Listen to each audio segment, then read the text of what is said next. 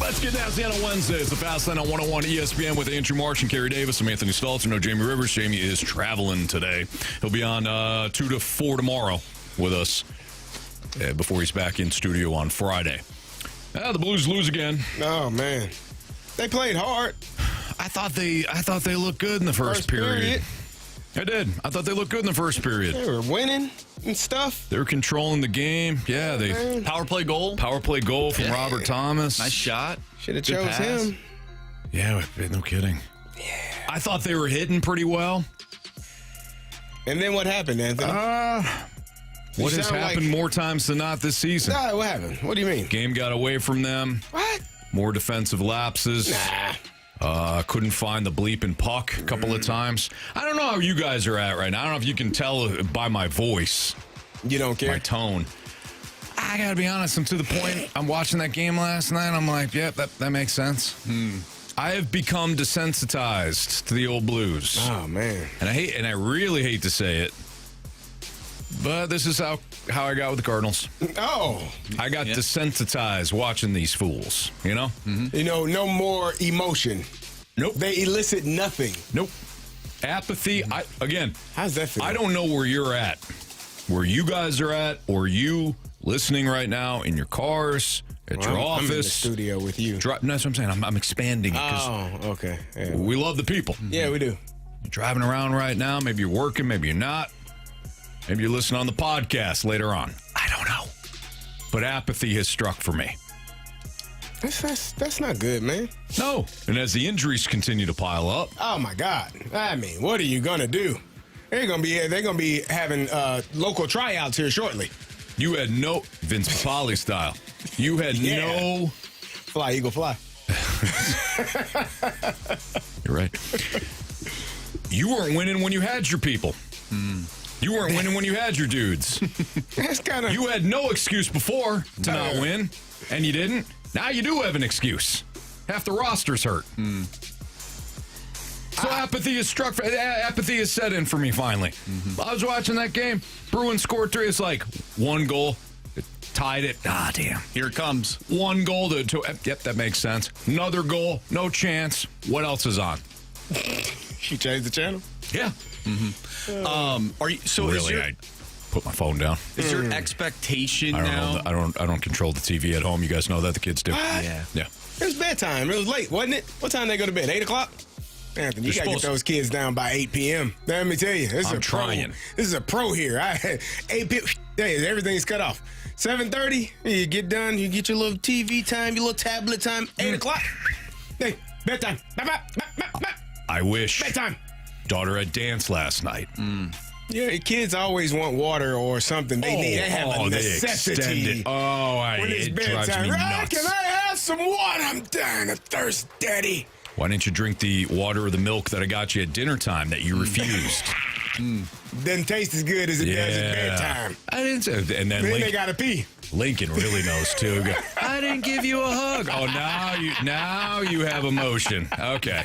I didn't give you a hug. I didn't give you a hug, Daddy. I didn't give you a hug. Oh, you're not going to deny him a hug, Of course not. Yeah. But where's this kid's sensitivity earlier in the night when he's telling me to blank off, basically? Double punching. I don't want this dinner. Yeah. Anyways, Marsh, you were talking about the Blues. Oh, yeah. Forgot about them. I'd rather talk about the kids than the Blues, Anthony. My kids are funnier than the Blues, I'll tell you that. Yeah, more fun to watch, hang out with.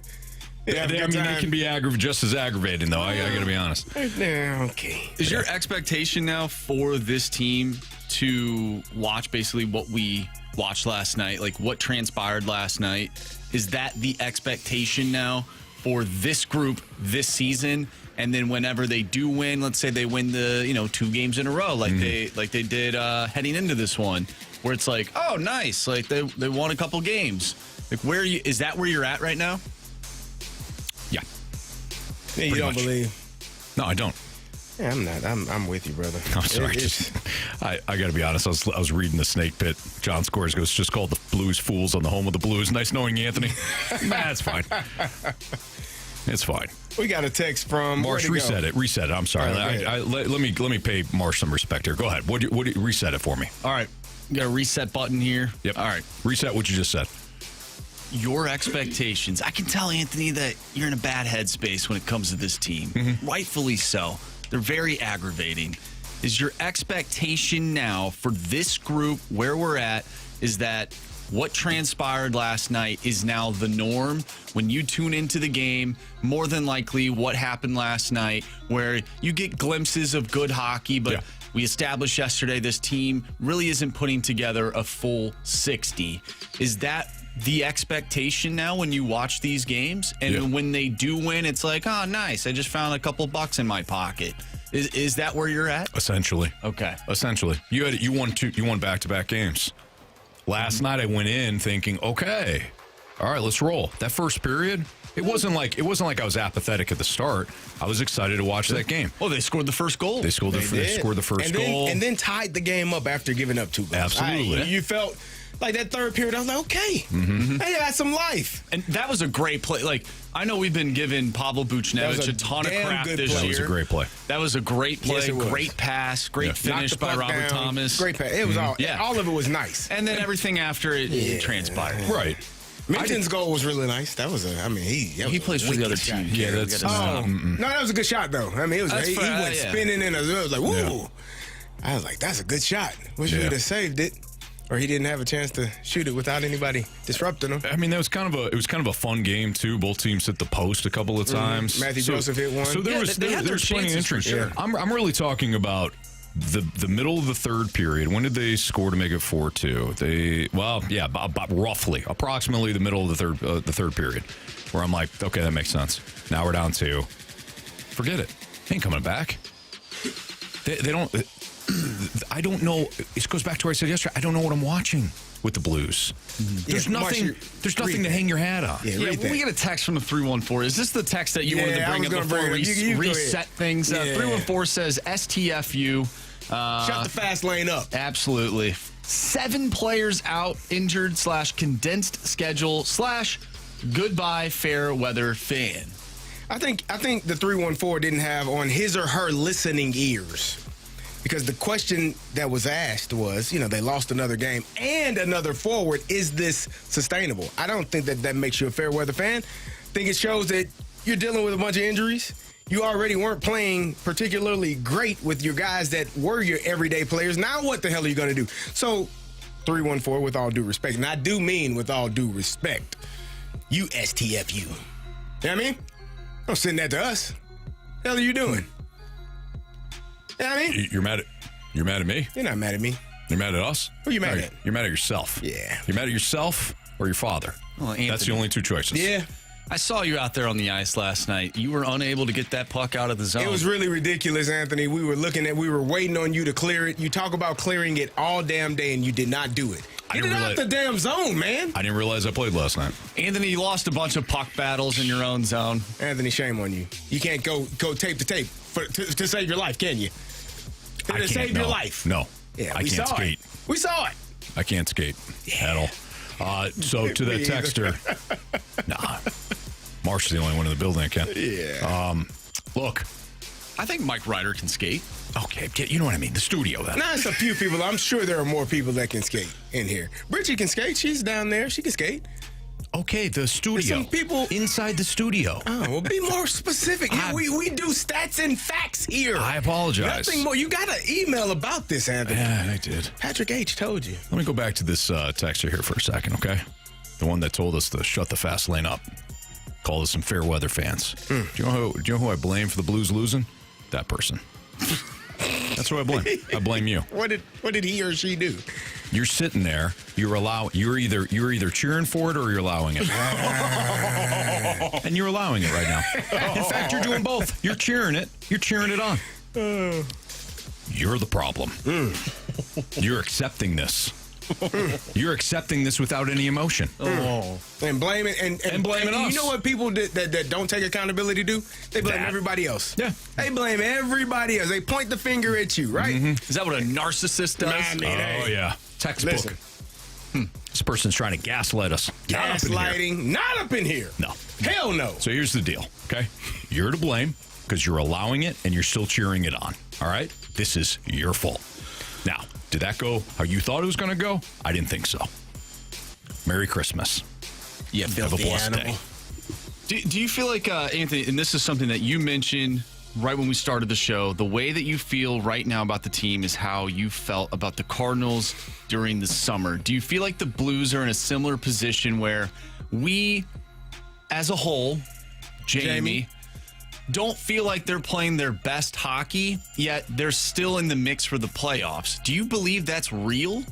Or do you think over time, if they continue to play this way, eventually they won't be in that conversation anymore? I wouldn't put the Blues in the same category as the Cardinals in terms of like where they're at. Okay. So last season when the Cardinals, like the apathy started to set in again, after that it was I knew there was no coming back. They were still in the mix though for a wild card. I mean, and yeah, sure. Blues are in that position right now. The Blues, I think, are a little bit different in that regard, just because I still think they have enough talent, but they're just so banged up right now.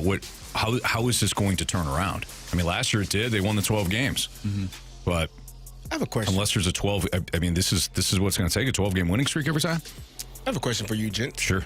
Are you more frustrated when you're looking at the rosters, right? You know what the Cardinals have, you know what the Blues have. Are you more frustrated with what the Blues are doing right now than what the Cardinals have done over the past couple of years? Like in this moment because right my now? expectations are higher. Past couple of years for the Cardinals? Yeah. Like, Well, let's are not we go talking to- about let's on the not- field, or are we talking about Let's like not go in the to front 23. office? No, we're talking about just the players, the roster construction. You knew what That's why I ask. You knew what the rosters were or are for both teams. Are you more frustrated with the performance of the Blues in this moment than you have been at any point with the Cardinals? Over the last couple of years? Yeah. Absolutely, yeah. Because my expectations were higher. Yeah, my expectations were higher for the They Blues. brought me up here. Yeah. I've been excited. I watched the playoffs last year. I watched that epic run at the end of the season. And I've been up here. I've been on the high. I told you I don't ride roller coasters, but I got up there. I was on the high. And then it just dropped you off. Yeah. Now we're down. Waiting on another high. Yeah. That's dangerous. It is dangerous. It's a dangerous way to live, man. Certainly is. Now, if you were talking about the Cardinals, like in the last couple of years, and it's not just strictly the players and their performance, and it's like other things that have gone on within the organization, I would say that I have definitely been more frustrated with the Cardinals and how they've handled the last 3 years. Yeah. With their roster construction and player development and just the ins and outs of the organization. That's why they're in the position they are right now. But in terms of like what you said, I guess, performance, just looking at that, well, yeah, expectations have been set by the Blues last year, and they're not meeting them right now, and that's very frustrating. No, sir. Bill Marsh says Cardinals are years away from winning the World Series. Years. You're adorable, Bill. They're right there, man. All right. Heisman finalists are in. Who deserves the trophy? We'll talk about it next on the Fast Lane on 101 ESPN.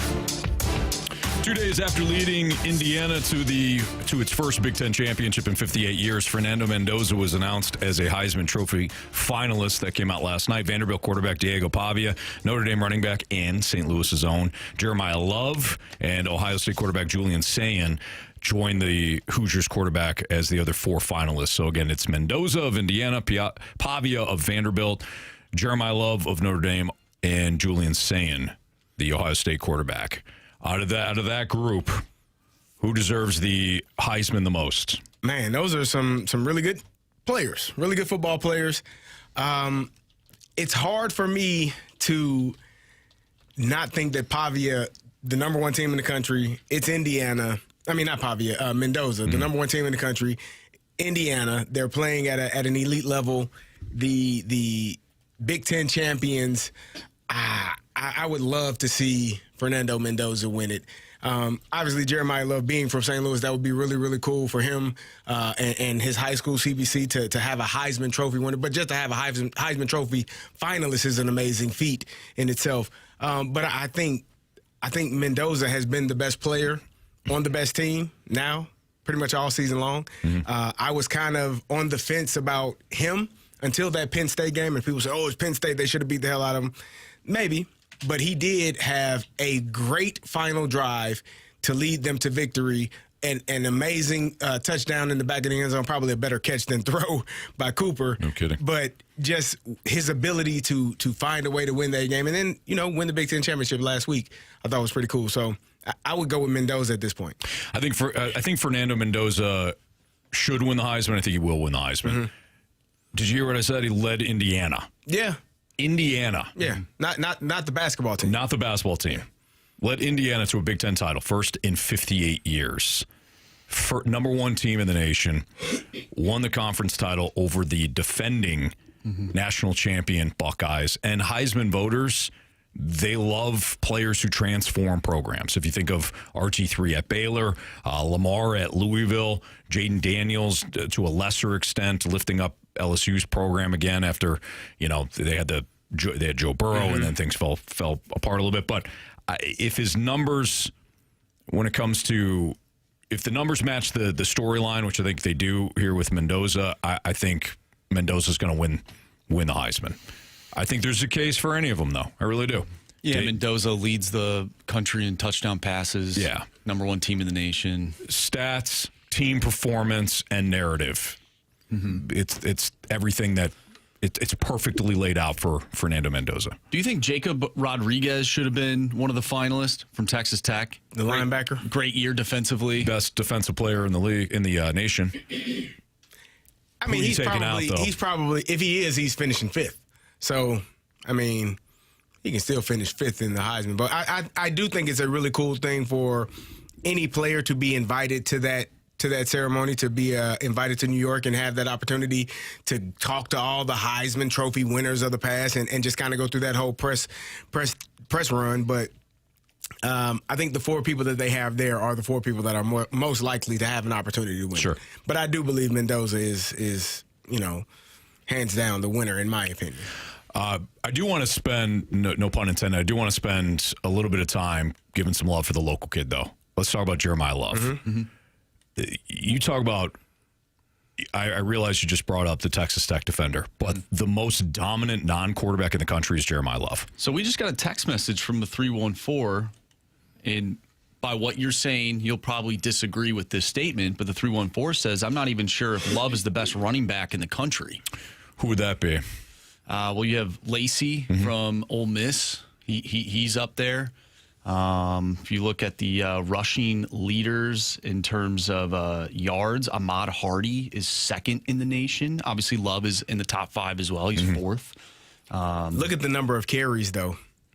Oh, absolutely. Absolutely. And Ahmad Hardy has 200 more yards, and he's got like 50 or 60 more carries. Like, so I'm not saying that he's not. I'm just posing the question. Like, I think Jeremiah Love is a stud.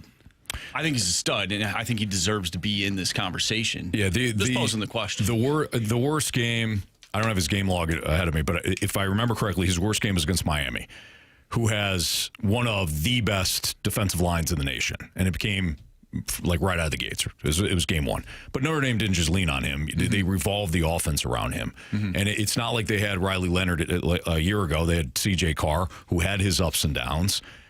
Notre Dame was able to control tempo of games. He created balance for the offense. He kept defenses honest, kept his quarterback clean. Jeremiah Love had an outstanding season. And I think the other thing to consider, there are probably multiple games where he didn't touch the ball in the second half. Like, I know true. Against Syracuse, he had 8 carries for 171. And they won 70-7. Right. I'm certain he probably didn't have his cleats laced up in the second half for that game. Like there are multiple games on here. Navy, they won 49-10. He had 13 carries. Like there are going to be multiple, and he split carries in the backfield with Price, I believe. So there are multiple games on this schedule where he probably didn't touch the ball in the second half because they were so dominant versus the team that they were playing. And conversely, Ahmad Hardy played every quarter of every game because Mizzou was fighting to stay in those games. That's not knocking Ahmad Hardy. I think he had a fantastic season. I thought what he did for Mizzou was outstanding. But Jeremiah Love, you look at the number of carries, you look at what the second halves look like in terms of if he's even playing. If he's out of the game, you can rest assured that he probably would have 16, 17, 1,800 yards rushing if he had to play the entire game. Yeah, he had 8 carries against Syracuse. If you gave him another 8, he may have rushed for 500 yards. Probably. They weren't. Those guys weren't. They weren't trying. I think they were. I don't know, Anthony. That's a question. I think they were trying. I do think but I think it's very cool. Like I've coached a lot of kids. Some have played and are playing. Big time college football. I think it's amazing, and I think it does a lot for that program to even have a Heisman finalist. Like, that's a special thing to have guys that are playing in the NFL, guys that have won Super Bowls. Like, that's a thing of pride for your high school coach, for that high school program, for kids that are coming in there and looking at what the possibilities are for their future. Like, that's something that you can lean on and say, hey, you can play here. You can do what Jeremiah Love is doing. You can do what such and such is doing. And it's a cool thing to have a Heisman finalist that went to your high school, and you're able to brag and boast about that. Yeah. If you guys took each the 4 guys that we're talking about here, if you took them off of their team, who would suffer the most in terms of the program? Vanderbilt with Diego Pavia. They wouldn't even be in the conversation. Yeah. So does that maybe sway you to think that maybe he should win the Heisman? Well, I guess you could say, if you replace... Like last year, Indiana had a really good season without Mendoza. True. At quarterback. They still had a great year. Notre Dame went to the national championship last year. Jeremiah Love was a huge part of that. Yeah. This year, they didn't make the playoff. Better defense, better quarterback, though. For sure. But, do they have the same season if Jeremiah Love isn't on the team? I don't know. He's a hell of a player. Yeah, but Vanderbilt, Vanderbilt has been nothing in college football without Diego Pavia. The problem is Indiana also won this year, and Indiana has been nothing in college football. So you're making a very good point for Diego Pavia. The thing I would say that the only counter, and you bring up a good point about last year Indiana was a playoff team without Mendoza. What are they now? They're the college football number 1 team in favorites the country. To win it. So Mendoza, you can argue, put him over the top. Because last year they did not beat Ohio State and then got trucked in the playoffs by Notre Dame. Do we all agree, though, that Julian Sayin is like the guy that won't win this? Yeah, I think unfortunately for him, and Julian Sayin at one point, you can make the argument that at one point during the season, he was probably the Heisman frontrunner, but you can't, that was an unfortunate loss at the wrong time for him and Ohio State. But yeah, I don't think Sayin will win it. I think the top 3, I think Mendoza will win it. If Pavia or Love wind up winning it, I'm certainly not going to complain. I just think Mendoza's the favorite to and should win the Heisman. Yeah, 4 really good players. I don't know if the controversy will be as big as it was last year. No, I agree. All right, Willson Contreras, his trade value just went up. We'll tell you why. That's next on 101 ESPN.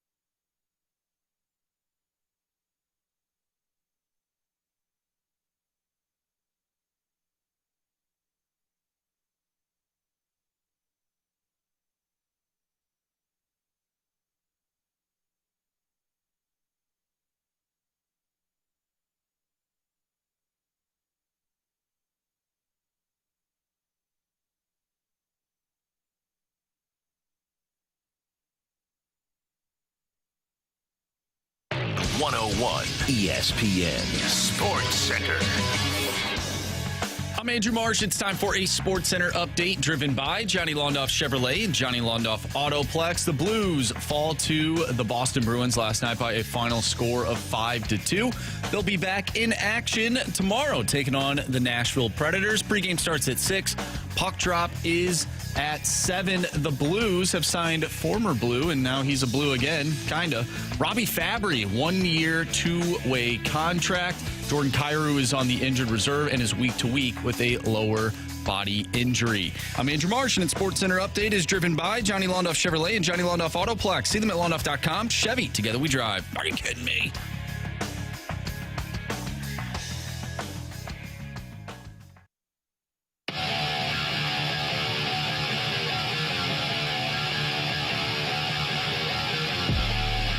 It's a Fast Lane on 101 ESPN. Pete Alonso is signing a deal with the Baltimore Orioles, which is kind of surprising. Although if you're the Orioles and you're coming off that awful season last year, you got all that young talent, you better do something for a fan base that the expectations were through the roof following 2 years ago when you came off the playoff appearance. But Alonso finalizing a 5-year, $155 million deal with the Orioles. In August, the 5-time All-Star became the Mets' all-time leader in home runs, surpassing Darryl Strawberry's previous record of 252 to solidify his place as one of the franchise's top players.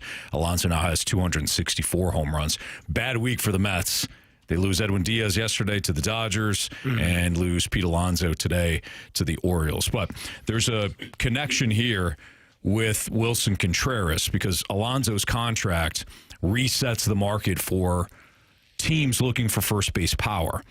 Alonso landing a 5-year, $155 million deal signifies that teams obviously are willing to pay big for a right-handed power bat, even if the defense, and Pete Alonso's defense is fine, but even if the defense isn't top tier.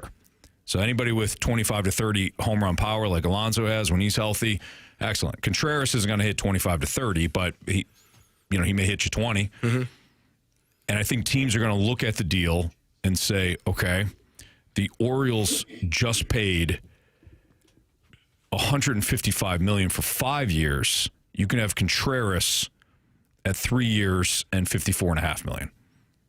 Sign him up.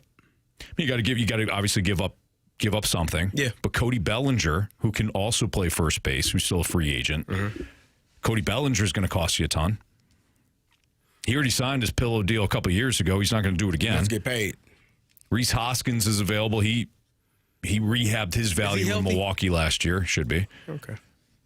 But there are going to be teams in the market for a first baseman that I do think will start to call the Cardinals because they now view Willson Contreras as a much cheaper pivot.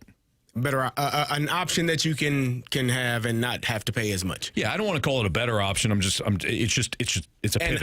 An option. Yeah. I don't disagree with that. I think it might help the Cardinals and it might put them in a situation where, as you said, teams might not feel comfortable paying what they just paid Pete Alonso, or to that level. And you're getting more. Obviously, you're getting a younger player, potentially 15 to 20 more home runs. So I don't want to slight Pete Alonso. How old is Pete? Is he in his 30s yet? Yeah, he is. But he's younger than Willson. Or are they the same age? Let's see here. Pete Alonso is, of course, ESPN just gives me the birth date. He's 31. Okay. And how old is Willson? Willson Contreras is 33. Okay. A couple years younger. A little more money. I don't have a problem with it. I think if teams are willing to, I think the Cardinals are going to be active in trying to seek out who is looking for the players that they have currently on their roster. And if you find the best fit for what you can get in return and a team is willing to, at this point, they're going to take the whole contract, you would assume, right? You don't have to eat any of it if you're the Cardinals. I wouldn't. Yeah. Because here's the other thing, too. The Cardinals don't need to trade him. Right. They don't have to trade him. They're going to – they already got some you'd imagine some salary is going to be coming off the books just simply because you're not going to be signing a bunch of players. I don't know what they're going to do with Arenado. That's probably that isn't going to be a salary dump. They're probably going to have to eat a lot of that contract just to move him and free up the spot at third base. But again, it's not like they absolutely have to trade him. It would be nice if his value was that of, somebody that's going to get you a decent prospect or two back. You're not going to reset the whole farm system trading Willson Contreras, but you should get something significant in return, and you open up the spot for Alec Burleson to play first base, which is important. But if you go into next season with Willson Contreras, your team on the field is better. So, again, they don't need to deal him. If they have a couple of bidders that are interested and they drive up the price a little bit and somebody's willing to send you a decent prospect in return, great. Yeah, some of the teams in Jeff Passan and Kylie McDaniel, they put together, their top trade candidates, and some of the teams that they listed are teams that, I don't know if he necessarily would want to go to. The Pirates were one of those teams. The Diamondbacks, Marlins, Padres, maybe the Padres, but Marlins, Pirates, Diamondbacks. This guy wants to win. I don't know if he'd want to go there. Yeah, that would surprise me if the Marlins were a team that he's like, yeah, okay, I'll go to that. Well, not that these are the only teams that, sure. But they're just some of the teams that they listed, and I would like to believe that those guys are pretty plugged in. So you do bring up a good point, though, in that the list isn't going to be expansive. He still has a no-trade clause. And he did just a few months ago say he'd love to stay with the Cardinals. It's only recently, according to Katie Wu of The Athletic, that Willson Contreras was interested in moving to the right team. But it's gonna have to take, to your point, Marsh, it's going to have to be a contender. Yeah. Because he has a no-trade clause, and why would he go anywhere where he doesn't feel an opportunity to win? Correct. He's getting paid. Like, the money is going to be the money. That's not an issue for him. And that's the reason why he signed with the Cardinals. Right. I felt like I had a chance to win. That's the expectation when you come to St. Louis. And now, like, okay, you're not in win now mode. You got to send me somewhere where they are, and they also want me. Yep. And so, yeah, it's going to be. I think it's going to be an intriguing next couple of months or month and a half, 2 months, however long it takes to see how all of these trades go through, or if they do. The other thing that I think is interesting here, and it's something to keep an eye on. So this was December 8th. So over the weekend, the rumor was that Pete Alonso was going to attend the winter meetings in person for meetings specifically with the Orioles and the Red Sox. A team that obviously Bloom is more than comfortable to make deals with, and vice versa. So if Boston was interested in Pete Alonso, they have a need at first base. If they want to make a move, they want to add to their offense. He just made a deal. Could be interesting. See how it goes. And Contreras, by the way, has 2 years at $36.5 million remaining. What are the Mets gonna do? I don't know. Get Willson Contreras. Maybe. He's a first baseman. Huh? They can't. Who says no? They got. I mean, they missed the playoffs. They have Juan Soto. Like they can't miss the playoffs again, man. They can get Donnie and Wilson. I would do 2 separate deals. I'd do it together. I don't like combining players. Why? You get more bang for your buck. The paperwork, I'm sure you got to fill out a lot of paperwork when you make these trades, Anthony. You just put 2 names on there, man, and it just sign one time. I think there's probably just a lot less paperwork. Think about the people that got to work through these things, Anthony. Come on, boy. man. If the Cardinals are worried about paperwork, we got bigger issues than I thought. Maybe. All right, that's Gary Davis. I'm Anthony Stalter. It's Fastlane on 101 ESPN. The Last Minute Blues podcast is going live at Hot Shots in Fenton this Tuesday in support of Operation Food Search. Bring a canned or non-perishable food donation and score one of the brand new Last Minute Blues podcast stickers. You'll have a chance to win a signed Jordan Binnington jersey, tickets to multiple upcoming Blues home games, and even a chance to potentially play our game Good Puck, Bad Puck. Plus, Alex Ferrario, Jeremy Rutherford, and Donnie Fandango will host a live edition of the Last Minute Blues podcast featuring special guest Tony Twist. Get all the details on the Last Minute Blues podcast happening on Tuesday, December 16th at Hot Shots in Fenton, now at 101ESPN.com. Marsh has got what's trending for you next.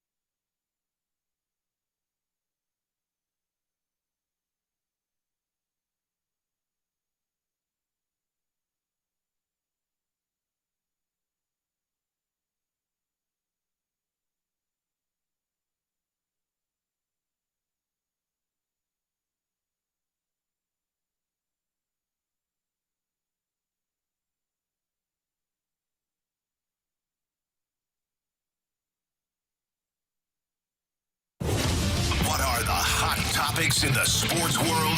What in the wide world of sports is going on here? It's time to find out with What's Trending? Brought to you by Elite Comfort Experts. Heating and cooling with no gimmicks, just guarantees. EliteComfortExperts.com.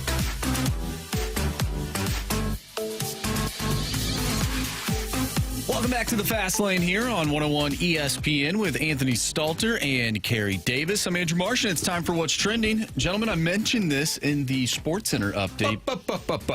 Let's go back to that texter, Marsh. Which one? I want to these Marsh, guys. I know you got a great thing going on here. Really is Let's good, go back guys. to that texter. Which one? The one that you just responded to.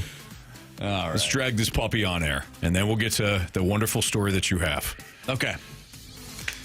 It's just funny because Carey's going back and forth with a different About an texter. MVP and Heisman. People are pissy today, man. Go ahead. It's probably the weather. It looks I guess so. very Blues gloomy lose. outside. Yeah. Man. All right. 314 says, I love the St. Louis sports media spin rate, comparing a former catcher / outfielder / designated hitter / first baseman to a man who holds the home run record for the Mets. Basically the same player, but different. And I love the St. Louis radio listener, that completely mangles context after we talk about something. Jesus. You got to turn your listening ears on, man. Since we're all helping each other out, we got spin rate. You're not listening. We're only responsible for what we say, not for what you hear. We weren't comparing the two players. The setup was Pete Alonso got signed by the Orioles. He's off the market. Therefore, leaving one first baseman that a team cannot sign now.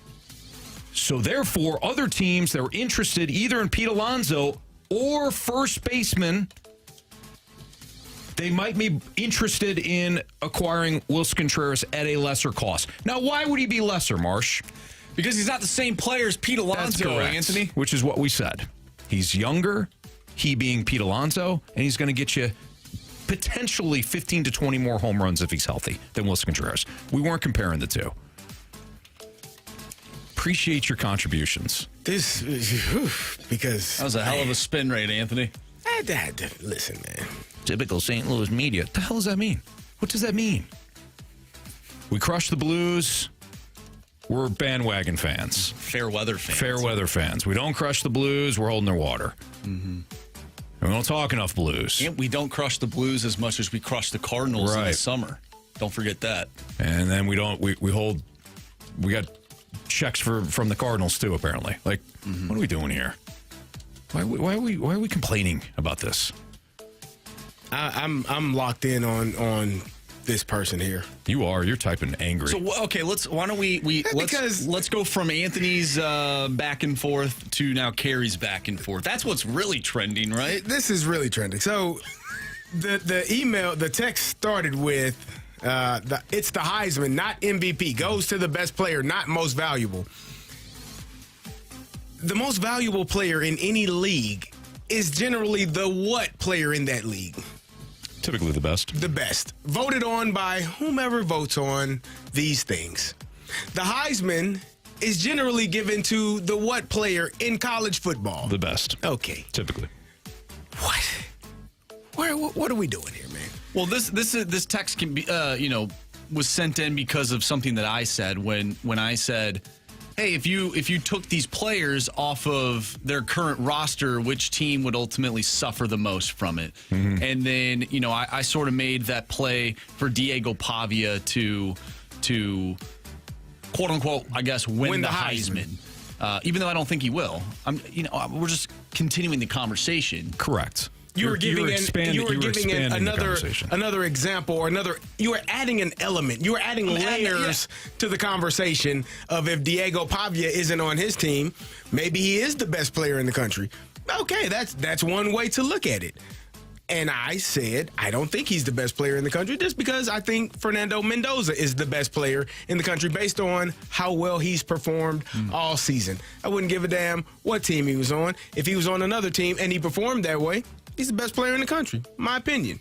I think that's what the Heisman is. It's the best player in the country. Most valuable player, the best player. MVP goes to the what player on a team, in the league? The best player. Okay, and Heisman goes to the what player in college? The best player. Well, we even got hockey. What's it called in hockey for the most valuable player, the best player?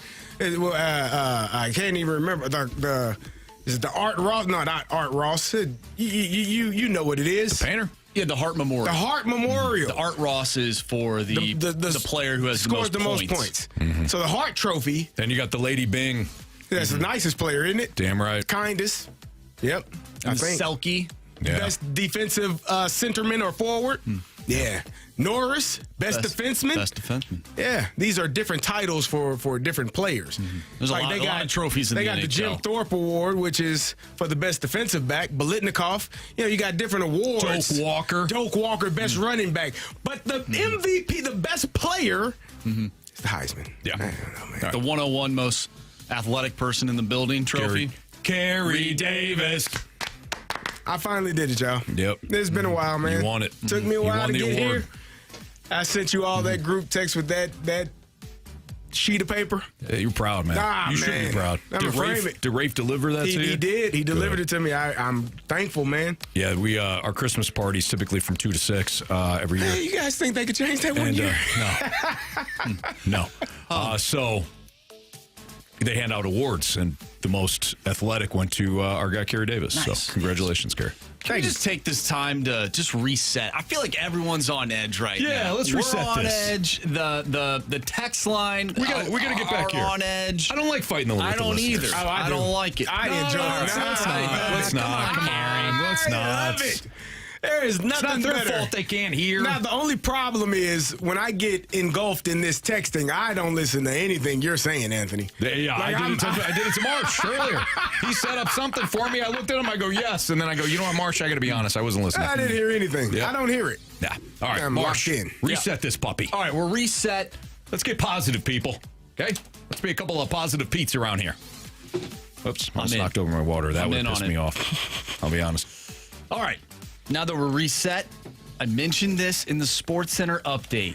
Robbie Fabry is a Blue once again, as Doug Armstrong announced today that the Blues have signed forward Robbie Fabry to a 1-year, 2-way contract, and he will join the Blues in Nashville. Because the Blues are banged up right now. They need some players. Robbie Fabry is heading back to be a Blue. Robbie Fabry. I'm excited. Mike Ryder was in on that too. Yeah, he was. He knows. What does this move the needle for you at all? I'm excited. I like Robbie Fabry. Yeah, he's just he's not the same player he once was, but maybe he could be. Like Phillip Rivers. Oh, well, good luck to But a younger version. By the way, Much younger. Speaking of Phillip Rivers, what are your expectations? 0. For this game. So I did see J.J. Watt. We actually had this conversation in the break yesterday about him in the playbook and all that stuff. J.J. Watt actually posted on X that Phillip Rivers, the offense that he runs at his high school, the high school team, is Shane Steichen's offense. Yeah, I saw that. I don't think he'll have any issues at all. Let me clarify. Let me be clear here. I don't think Phillip Rivers will have any issues running the offense. I think where his issues will come in is When people run at him? Yep. Man, listen. It's not like you can't learn the offense, you know? Learning the offense, knowing where the ball should go. It'll be fine. The thing that, and he's a pro. He's done it for a number of years. He's a veteran. But he ain't played in 4 or 5 years. Yeah. Man, the game is fast. It's going to be a window that he thinks is open, and before he even lets go of the ball, he's going to go, where'd that guy come from? Mm-hmm. That's my opinion. Now, if he goes out there and is balling, then good for him. But I think people retire because, the bodies get banged up. Now, you've been rested for about 4 years, 5 years. You probably feel good, probably as good as you've ever felt, Anthony, until after that game. Yeah. Somebody smoked you. You think Phillip Rivers was watching that game and watching Rashee Rice get hit like that and was like, ooh, I can't wait to get some of that? You think he's going to be ready to move? You think Carey, if Nakobe Dean is running downhill at his ass, he's going to be as nimble as Justin Herbert was Probably to get not. out of the way? No, probably not. He wasn't that nimble when he was 35 years old. I think I know what happened. You had Phillip Rivers watching that game. He visualized himself. Same uniform. That lightning bolt on the side. Is that what it was? He saw that. He saw Nakobe Dean run right at Herbert. Herbert gave him a little shimmy. Got out of it. Phillip Rivers said, I can do that. That's me. I wish him the best, man. Yeah, he's going to get probably killed. It's not the Arizona Cardinals. It's not the Arizona Cardinals defense. You know? This is Seattle's defense. Seattle's defense in Seattle. Mm-hmm. I wish him nothing but the best. Well, I'm sure it'll be great. As long as he doesn't throw the ball away on 4th and short, just underhand pitch to the other team. Who did that? Oh, Carey. The pride of Minnesota. You know who did that? Maxie B? Old Max Brosmer. Yeah. It's all right. NHL players won't play in the Olympics if the rink is not up to standards. What's your thoughts on that? We'll get into it here on 101 ESPN.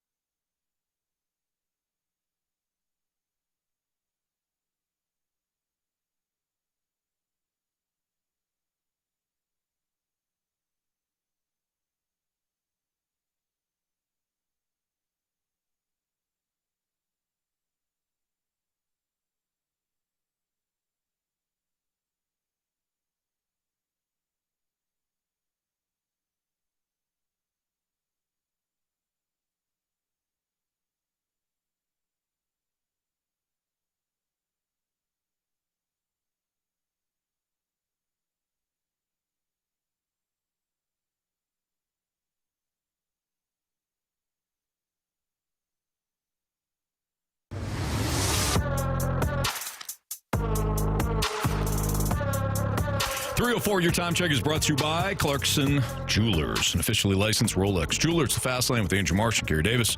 I'm Anthony Stalter. So, player safety paramount in the league. If the ice is unsafe, games won't be played in the Olympics. That's what NHL players, they won't play in the Olympics if the rink is not up to standards. Construction delays at Milion Olympic venue have NHL owners worried at the men's tournament, which is scheduled from February 11th through the 22nd. The league stance is, and this is Daly saying, is cautiously optimistic about completion, seeing no insurmountable obstacles based on recent updates. The issue is that the Olympic rinks that are slightly shorter than NHL standard size of 200 feet, despite initial agreements for NHL size. So the size is just, I mean, it's 196.5 feet as opposed to the standard 200. Now, Marsh, Carey didn't play hockey. I didn't play hockey. Is it that, for those that didn't play hockey, it doesn't seem like that's that big of a deal. I want to know. I've always played on like a normal ice sheet. So, I mean, these guys are playing they're the best players in the world. Things are very fast. We're talking about less than 4 feet. Yeah, I would like to think it wouldn't make a huge difference, but again, I have no idea what it's like to play at that level with less space. And then, typically if you play on like an Olympic size sheet, the rink is bigger, so a little bit more creativity. But it looks like these guys want to play NHL sized rink just to keep things normal. I really don't know what that would be like. I genuinely don't. But if they're saying like, hey, this, if the ice isn't good, obviously the rink size is different. If they don't feel safe, well, then they don't feel safe. Well, here's what's interesting, though, and Carey, maybe, I just looked at you and maybe you're about to raise the same thing. Yeah, go ahead. The NHLPA surveyed the players. They don't see the smaller rink as a safety or fairness issue. But it's like the owners. Yeah. Well, I think it's just sense. If somebody gets hurt, right? Yeah. And that can always be the excuse. Oh, if you had 3 more feet, we wouldn't have this issue. Like anything where your player, you're putting your player at a safety risk, and in your mind you're saying that could potentially be an issue. I think that's what Deputy Commissioner Bill Daly is saying, that if we don't have this taken care of correctly, our players shouldn't play, because it can be a safety issue. And granted, like, I think when you're a player, you kind of have a feel for where things are, and you just innately know your body is. You just know. And if it's something a little bit shorter than maybe you expected, then it could potentially throw you off. I don't think it will. I think they are skilled enough to adapt, but I think that this is the deputy commissioner in NHL saying we won't even allow our players to run into that risk. The bigger question I have, and I'm not I'm Anthony, I'm crazy. You're just a man. Just a man. Yeah. Milan has known about this tournament, so to speak. It's the Olympics. It's a small tournament. It's not a big thing. It's the biggest tournament in the world. It's not some throwaway game up in Rochester. This is the Olympics. How long, generally speaking, do people know about the Olympics coming to your town? Yeah, quite a while, I'm sure. Yeah, at least 4 years. At least. How in the hell long does it take to build a rink, man? Well, and how do you not know the standard size for an NHL rink? Who's working on that? If your ass is fired, you got to fire him or her. You got to fire him. The person that gave you the blueprint that was 3 feet short, and then the person that put it together. Everybody has got to get fired. You bring up good points. This is just a question I got. I mean, you got at least 4 years, man. I'm certain it's at least 4 years. How in the hell? Like, it's not like they said, you know what, next year we're going to have the Olympics in Milan. That's what we're going to do it next year. You know what we're going to do? In 3 weeks, we're going to have the Olympics here. Yeah. They didn't do that. No. Like, they've had years to figure this out. How in the hell? They ask, I don't, when you don't do your job properly, somebody got to get fired, man. Yeah. Somebody lost their damn job because of that. I got a question for you guys. You guys ever heard of play a 200-foot game? Oh, yeah. Okay, you have. Have you ever heard of somebody say, hey, let's play a 196.85-foot game? No, somebody gotcha. They had to get you fired. You got to play the whole 200 feet. Dude, if you're a coach of one of these teams, you have to say that, right? Like during the pregame. Boys, here's what I want to do. I want tape-to-tape passing. I want you to hammer them in front of the net, and I want you to play a 196.85-foot game. Exactly. Get them loose. Yeah. Get them warmed up out there, boys. Yeah. Let's go. By the way, this kind of speaks to what Carey just said. No official plan B exists if issues arise. What are we doing? How do you? This according to The Athletic. So you got to have a contingency plan, right? No official plan B exists if issues arise, but the NHL has emergency procedures to adapt quickly. The NHL does. Mm-hmm. That's weird. Which is like, hey, we're just not going to play our guys. It'd be like we're going end zone to end zone. No, we're not going to do 100 yards. We're going to do 96.4 yards. It doesn't matter, right? Mm-hmm. End zone still 10 feet, 10 yards. We'll figure it out. Yeah. Why? Why the hell don't you know how long the field is? Why in the hell don't you know how long the ice should be? I don't know. Things happen. Like when the Giants built their stadium, they forgot to put the plans in place to have bullpens.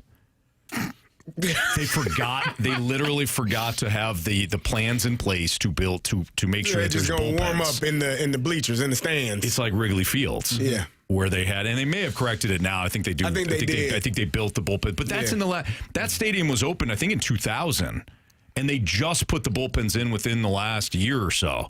So they were the players were warming up. Just like at Wrigley Field, along the side. Well, it used to be. Yeah. Along where the fans were. Yeah, I like down that, the foul lines. I kind of like that. BT used to say that the Giants fans would be the worst. Just wear them out because they're right there. Yeah. I love that. Can you That's imagine? like old baseball. You're sitting there. You're the road team. You're getting worn out by the home crowd. So my point is, Carey, it has happened before. Mm. That's ridiculous. People have, they've failed to execute their plans, the blueprints, the schematics. I'm excited for the Olympics. It's been a minute since these NHL players have been there. I'm real excited. Good. Best on best. Well, I hope you get to see it. Well, if it's anything like the Four Nations tournament was, I think that was for a treat. That was incredible. Well, it won't be because they're not going to have NHL players there, Mark. Carey, you just stop heard it. Stop it. Is he wrong? Stop it. He might not be, and that's the point. Are you prepared, gentlemen? Now, Marsh, you just said you're excited for the Olympics. I am, yeah. How excited are you for an NFL playoff? I'm excited for the playoffs, Anthony. That may not have two of the last three MVPs. What? An MVP, of course. Most valuable player to their team, Anthony. Yeah, doesn't mean the best. Just means the MVP. Just means the most valuable. There you go. Yeah, you get it. I do. You and I looked right. Right when I said MVP. Yeah. So, are you prepared to watch a playoff with two of the last three MVPs not in it? Potentially three of the last three. We'll talk about it next on 101 ESPN.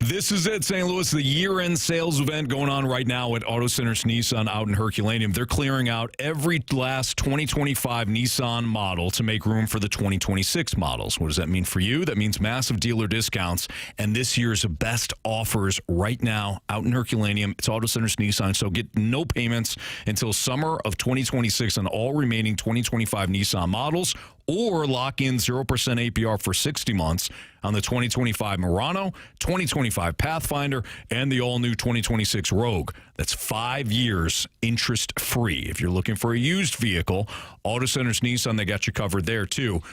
right now on select used vehicles, you can get no money down and no payments for 3 months. One of the best things that they have at Auto Centers Nissan, over 1,000 new and pre-owned vehicles, all in one location, all on their lot. You can research them at autocentersnissan.com, then take the test drive, the same vehicle that you just looked at online. You can take the test drive out in Herculaneum. It all happens at Auto Centers Nissan. Every new Nissan, by the way, includes a lifetime warranty and a 30-day return promise. When you head out to Herculaneum, tell them Anthony Stalter sent you. It's Auto Centers Nissan.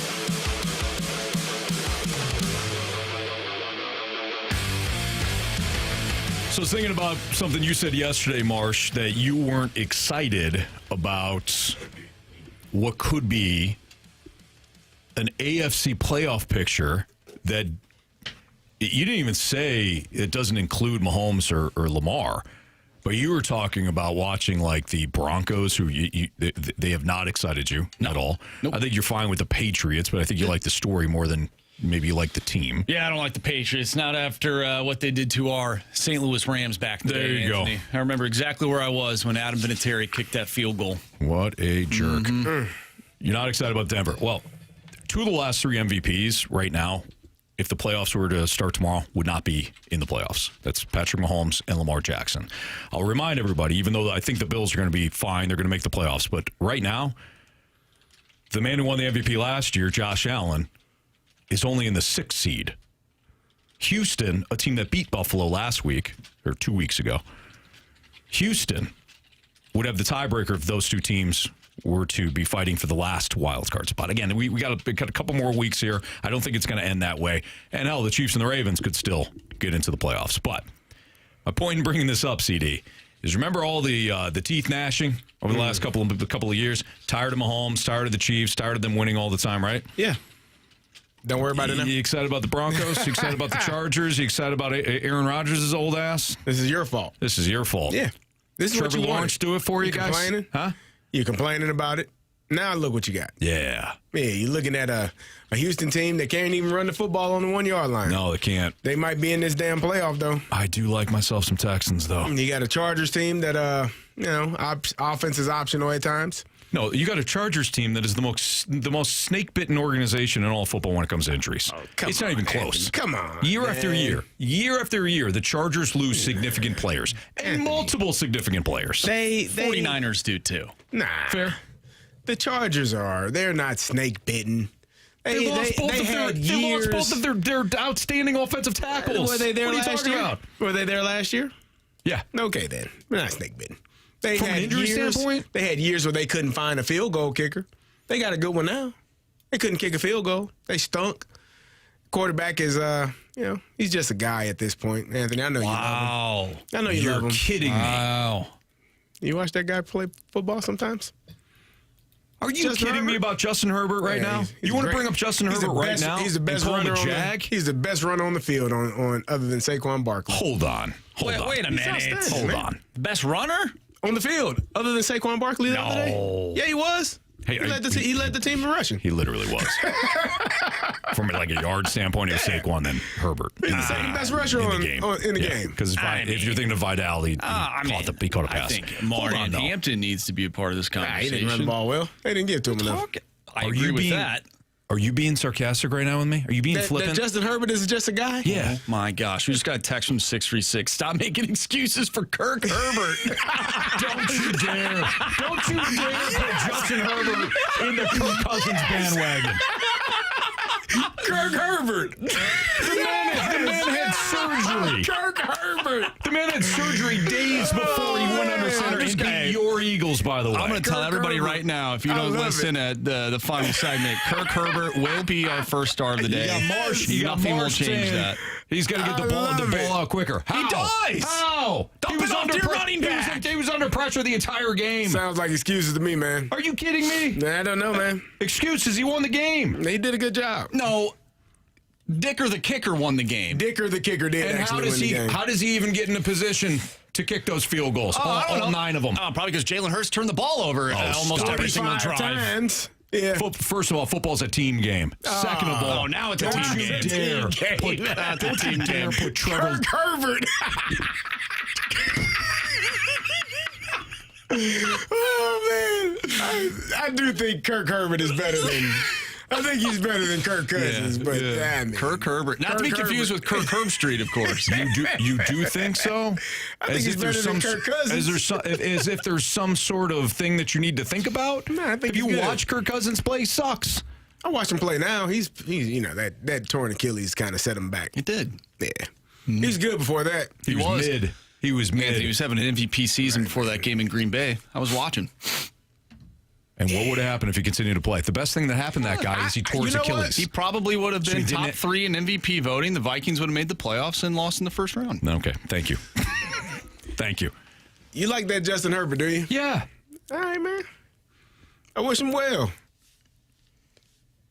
Yeah, you give him. Guy's got no offensive line. This year. He's got average and guess wide what, Anthony? receivers. This year, he has had a bunch of injuries up front. And I think this is the best he's ever played. You just called him a jag. Yeah, he was. He definitely was. What does that tell you? You're telling me he's not playing well because of the injuries, and I'm telling you this is the best he's ever played. No, I'm telling you that the guy deserves more credit than what you're giving him based on the circumstances. Anthony, What do you consider go ahead, Marshall. If he was a Jag, he would have won that playoff game a couple years ago. He would have. That wasn't his fault. It's Brandon Staley's fault. The guy has elevated horrible coaching up until this point. It's a team game. If Jalen Hurts did what Herbert just did, we would have put a statue outside of the studio for him. Outside of this studio? Yes. Nah. Anthony, what do you consider like elite quarterback play? Like how many yards like per game?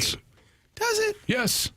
Is 300 not the standard for a Shadur Sanders put up 364 yards. They lost to the Titans. Are we talking about? So it can't be a yards thing. Are we talking about the quarterback play, or are we talking about team wins? Because if you want to talk about wins, Kirk Herbert is outstanding. It depends on the situation. Nah, I'm not falling for this. Whatever, dude. Nah, I ain't doing it. I ain't doing it. You're trying to bait me. Just asking a question, man. You're trying to bait me. It's just a question. Not going to happen. Yeah, all right. Well, you're right. You can dismiss Justin Herbert all you want. Go for it. Go for it. Who's that? I don't know. You guys love yourself some Kirk Cousins. You love him. He's not our quarterback. He's yours. He is your quarterback. You guys watch that the first quarterback, and you were smitten kitten. Yeah, good dude. He's a good dude. As he handed his kid a chicken finger. Didn't pay for it, though, did he? Vikings did. Vikings paid for that food. What do you mean? And his contract. Yeah, praising him for giving the kid him the contract. So the Vikings. Your team, man. Why are we talking about the past? Why exactly. Are we talking about My past? team gave him that money. My team, dumbest organization in all of sports, gave him that contract. Can we get back to the original question? Yes. How do you feel about Mahomes and Lamar not being in the playoffs? Are you excited about it? No. Okay. No. However, I don't necessarily see. I'm in a tough position, Anthony, because one, a lot of these teams, at least in the AFC, don't really intrigue me. I know their records look good, and they're playing good football. They're playing ugly football. Some teams are. Name them. Go ahead. Say them. Broncos, ugly football. Houston Texans, ugly football. The Chargers, ugly football. Who's another team? The Bills. I don't know what they are. They're kind of inconsistent, but at least there's Josh Allen there. Steelers, ugly football. Who's another team? That's about it. Yeah. Ugly football. But here's the problem. Will I miss Mahomes and potentially Lamar? Actually, potentially Mahomes, too. I mean, they're still not technically eliminated yet. Yeah, I will miss them, but I also don't really like watching them play either. This version of their team. I think their teams are bad. But if it's all mid, because you just got done saying that all these teams, all mid, yeah. They're all mid. Wouldn't you want Mahomes at mid? Then, I don't know. Trevor Lawrence at mid? I would prefer that. I think there's two teams that I'm really pulling for, at least in the AFC, and that's the Patriots. More so Drake May and Mike Vrabel. I like them. And Josh Allen. And if Josh Allen can't find a way to at least go to the Super Bowl this year, I don't know if he ever will. And I think that I understand what you're saying, but even that is unfair because that man has had to wear the superhero cape for 9 games. The 4 games that he wasn't a superhero, they lost. Josh Allen? Yeah. Yeah, good luck to that guy. They can't stop a run. They're going to get their butt smoked. You know what Josh Allen is? Josh Allen is Bruce Willis in the first Die Hard. Oh, he's he is. Bruce Willis was him versus everybody. Yeah. Okay. I like it. Was it Hans? Yeah. He did his thing. He did. Came out victor. Mm-hmm. Mm-hmm. Well, we'll see if Josh Allen does it too. Or the other guy. Go ahead, say it. Go ahead. You're giggling over there. Go ahead, say it. Say it again. You loved it so much. Justin Herbert? Kirk Herbert. Kirk Herbert? That pissed him off. Kirk Cousins and Justin Herbert should never be in the same conversation. Why not? Anthony, guy needs to get rid of the ball a little bit quicker. How can he? N'Kobe Dean had a clear shot at him the other night. Just get the clear shot. He's got the Michael Jackson white glove on. He's dancing around in the pocket. Just get rid of the ball. If this was one of your favorite quarterbacks and he was playing like Justin Herbert was now, you'd be gushing over him. Gushing over it. If he was a Viking, yeah, that'd be great. You'd be loving it right now. If this was Max Brosmer, if he was playing like this, you would have started a Max Brosmer MVP candidate.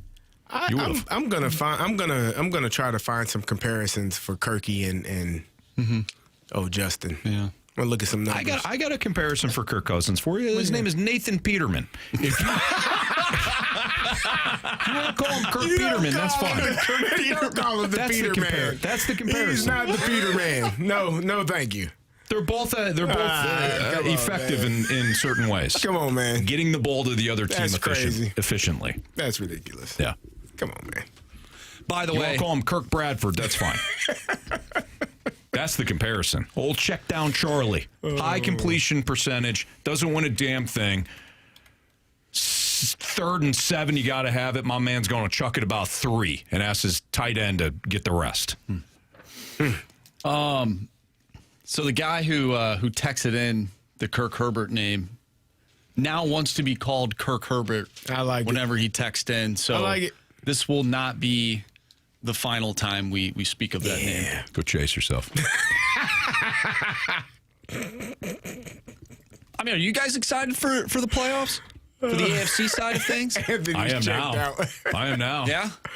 I'll never root harder for any team than I will the Chargers this year. Okay. I just found my new team because of you guys. I'm looking at the numbers, Anthony, and they're not far off for him. And like the 17 game average for Kirky. For what? For both Kirkies? This season? No, just average for like the entire season, like a 17 game average. I'll tell you what. If you were looking at the average, so we that's can. That's the problem. Now all of a sudden you don't want to use your eyes and you want to look at the stats. Yeah, we always look. We use stats and facts, Anthony. Use your eyes. Stats and facts. Let me pull out the email. You do something. Pull out the email. No. No, because I'm pissed off and I might read the guy's name again. His full name. Hand out his number and everything. Can we okay, let's do this. No. I'm gonna read you some stats. All right? Stats and facts. Quarterback record. 9-8. 17 game average. 9-8. 8-9. Yards per game. 257. 261. Touchdowns, 17 game average. We're talking here. Okay? 29 and 29. Interceptions, 13, 10. Kirk Herbert has 4 more passing yards per game, 4 less interceptions, touchdown ratio the same, 1 more win in comparison to real Kirky. You know? I'm just saying, don't get mad at me. Do not get upset with me about these numbers. Just giving you the averages, man. You like numbers. You like WAR and B-WAR and FIP and all those. These are numbers. Bring them all up in the summer. Don't you wait. I'll remember this. I'll bring them all up. What's the one you like the most? The 100 points average? WRC plus. WRC plus? You like those numbers? You like these numbers, Anthony? No. You're a hater, man. How about this? Why don't you watch Kirk Cousins over 17 games? I'm giving you the averages, yards. Okay, for a 17 game span. You gave that to me. Can I give this? 4382. Can I give something to you? You watch Kirk Cousins over 17 games. I can't watch the version of Kirk Cousins and then you watch Justin Herbert over 17 games, and you see which quarterback you want to scratch and claw your eyes out, and then you come back to me. And Anthony, if I'm being honest, this is with the addition of the last couple of years for Kirk. It might have been better. Sorry, the real Kirk. It might have been better. By the way, we get a text from the 636. Stalter better slow down. He's going to be a Dodgers fan soon. First the Sharks, now the Chargers. He's headed out to L.A. Come on. First of all, this is a spite thing. Second of all, I've never been a Sharks fan. Okay? This is all about spite for me. Hey, man. Who's your dark horse this year in the college football playoff? Tell you what I'm going to do. I had a team. I'm going to change it to an SEC team. That's next on 101 ESPN.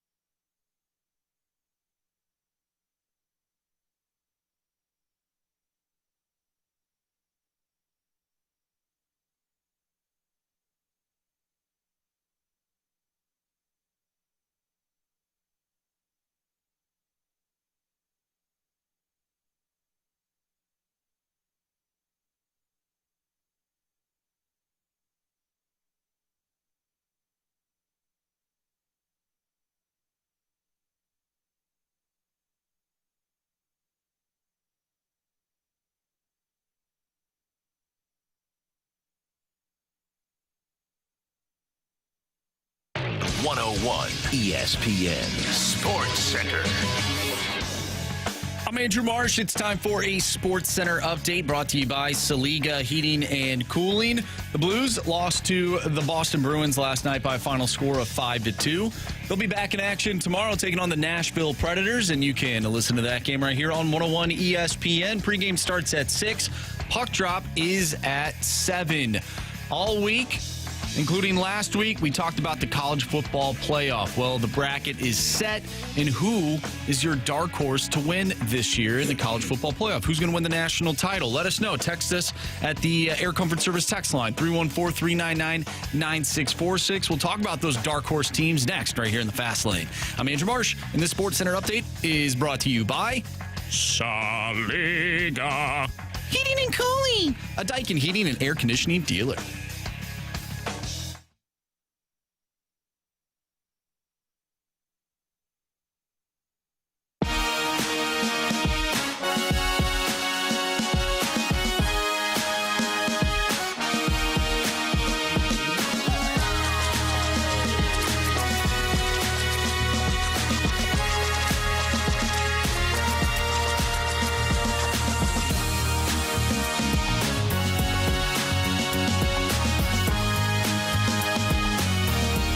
It's Fast Lane on 101 ESPN. Who's your dark horse this year in college football? Now, Marsh, you posed this question. Is there certain not ramifications, excuse me, but like criteria? Well, I thought maybe we could come up with that ourselves. So, you look at the top 4, I think, okay, Ohio State, Indiana, Georgia, not really dark horse teams. Now, Texas Tech is ranked 4th in the nation, but I think there's an argument there that you could say, well, they could be a dark horse team. They're typically not in these conversations, so maybe you could include them. And then I think 5 through 12, absolutely dark horses because they don't have the bye. What do you think about that? Would you include Texas Tech in this conversation despite them being a team with a bye? Yeah, so let's do the obvious ones. Obviously, Indiana being ranked number 1, even with their history, which is nothing.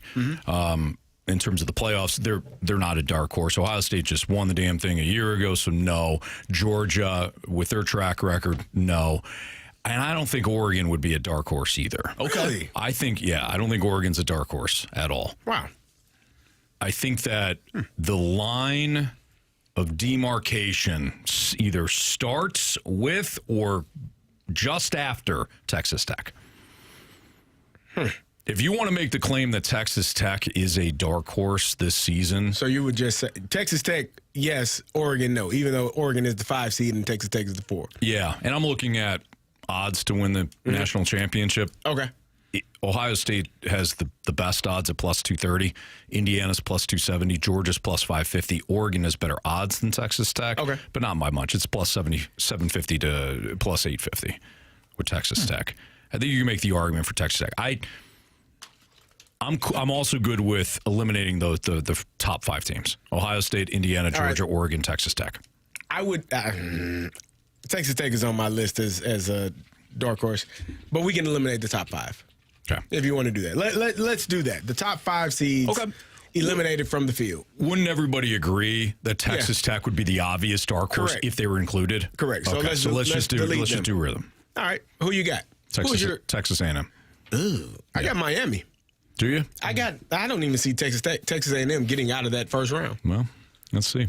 We'll see about that. Yeah. That's my opinion. Played an SEC schedule this year. Ooh. Yeah. Mobile quarterback, puts up big numbers. Got dudes all over the field. Yeah, athletes, game changers all over the field. How'd that South Carolina game go? Oh, they won the game. They won the game. They were asleep. They won the game. You talking about one of the greatest comebacks of the season this year? You talking about that game? How did the Louisville game go? Miami? How'd the Texas game go? How'd the SMU game go? Boom. Roasted. We can go back and forth here. Yeah. Give me the Maggies. And I wore a Miami jersey this week. You did. Yeah. I'm a little surprised / disappointed in you, Carey. Why? You're not a Carson Beck fan at all. Now all of a sudden you're hopping on the old Carson Becks. We're picking dark horses. I'm picking a team that I think could potentially mega run. The only other team that I could see, and the only reason that I'm staying away from them because they lost their damn coach, would have been Ole Miss.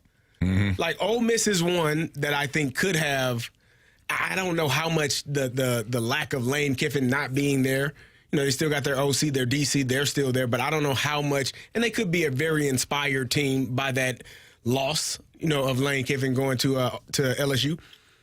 But that would be the only other team that I think, since we eliminated the top 5 teams, that would be the only other team that I think could potentially be a dark horse. Ole Miss and Miami. Okay. I don't think highly of Texas A&M. I think you know that. I know that. I haven't thought highly of them all year. Well, all year. You've been waiting for them to fall all season long. And you've been dying for them to do so. Well, I wouldn't say all that. You don't enjoy them. You don't like watching them play. They got some athletes. Who's yours, Marsh? You're on A&M too. Just say it. No, I'm not. Okay. Kind of alluded to this yesterday. And I'm going to sound like an idiot saying it because they could lose that first game. But if this team plays like they did in the middle of the season, they get their players back healthy, and they find that juice that they had in the middle of the season, I think Alabama could make a run. And that would irritate the you-know-what out of people. It really would. And by people, I mean Carey Davis. Yeah. And all the Notre Dame fans on the text line. Yeah. I understand why it would. Alabama's got their spot. That's what they're saying. I've been watching this Alabama team. Nothing special. You remember when Ohio State lost last year to Michigan, that terrible Michigan team, which, by the way, needs a new coach now? They do need a head coach. Did he get fired? Sharon Moore is out. No kidding. Did it just happen? Yeah. Wow. Just now. Just saying. They found a way. Bounced Ohio back, State won the did? national championship. Just saying. Dark horse, a premier program. Alabama. They find a way to play good football like they did in the middle of the season. Maybe they could make some noise. Not saying they will, but maybe they could. Yeah. I don't have to. I can squint and see it. You know, all they got to do is beat a mediocre Oklahoma team. A team did they? Carey, hang on a second. Hang on a second. Hold on. All they have to beat is the Houston Texans. Go ahead. They got to beat Oklahoma. Good defense. Great defense. Offense, a lot to be desired, right? But a quarterback that has had spurts of good play. Hard to beat a team twice in one season. Oh, they already lost to him? Hard to beat a team twice. No, they did. Then you take on Indiana. Indiana's got a bye, right? That could be tough, you know? They haven't played in a while. Yep. Also, haven't been in this spot before, like literally ever. Alabama, they got a winning pedigree. Just saying, the next thing you know, you're taking on either Texas Tech or Oregon. We know how Oregon does in big games. They find a way to lose. Ouch. Next thing you know, Alabama's in the national championship game. And then anything can happen at that point. And I don't even like Alabama. I told you that the other day. I don't like Alabama ever since they beat Texas when Colt McCoy got injured all those years ago. That basically started this entire thing. I don't like them, but I could see a path. Okay. All right. And I'm telling you, that would irritate people. That shouldn't even be in it. Shouldn't even be in the dance. Then they go win the whole thing. All right, lines have been drawn here. Are we going to do, didn't we do what did we do last year? The wheel? We could spin the wheel. Then nobody remembered. We got to, Marshy writes everything Jamie's down. not here, so you probably complain about not getting his team. Yeah. Well, we got a little while to go. We still got But yeah, we can do a draft. Yeah. Let's do it next Friday, I guess. Yeah. This Friday. Yeah, we can do it this Friday. Yeah. I know the answer is no. Do you see a path for one of these group of 5 teams winning a game? Oh, hell no. No. Not even a path. Like a long path. No. With a bunch of things in the middle of the road. No way in hell, man. There's no way. No. I will be shocked if either of them get out of the first round, especially James Madison. I thought you were going to say out of the first quarter. So no shot for Tulane. No. Do you remember when SMU, who was arguably a better team than Tulane is now, went to Penn State last year? No chance in hell. Didn't go well. You remember when Tulane beat USC in, I believe it was the Cotton Bowl a few years ago? I remember that. I remember when who beat Oklahoma? Boise State beat Oklahoma in a bowl game. Yeah. Hell, I remember when the Statue of Liberty. UCF beat somebody in a bowl game. Auburn. They crowned themselves. I remember those games. Crowned themselves the champs, didn't they? None of them were playoff games. Well, they could have been. Not to Auburn. They would have been. They would have been playoff games. They would have expanded the field. Coulda, woulda, shoulda, Marsh. Ole Miss doesn't have their I don't head know what to tell coach. you. All right. Bailed on them. Moving on. Just saying. Moving on. A couple of teams are failing their outstanding quarterbacks. I'll tell you who it is next on 101 ESPN.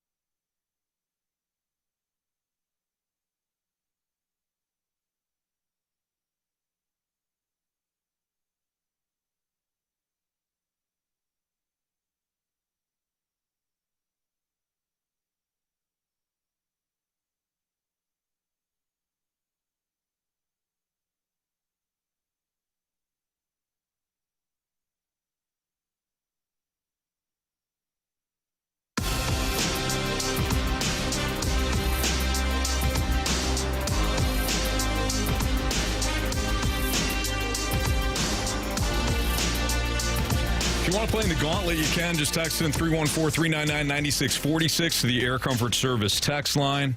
If you want to play in the Gauntlet, again, now's your chance to text in. We got about 5 minutes or so before we play the Gauntlet at the top of the hour. I don't think there's really any way to say this differently, CD, so I'll just say it. The Chiefs and the Bills are absolutely failing their quarterbacks. I thought I was right here on the dump button. Oh, no, we're good. You said they are failing their quarterback. Man, did he forget we were on air? Let's start here. I thought you were saying they're fast laned. They might be. No, they're not. I realize that Mahomes and Allen are making big time money, and once you pay the quarterback, you get you.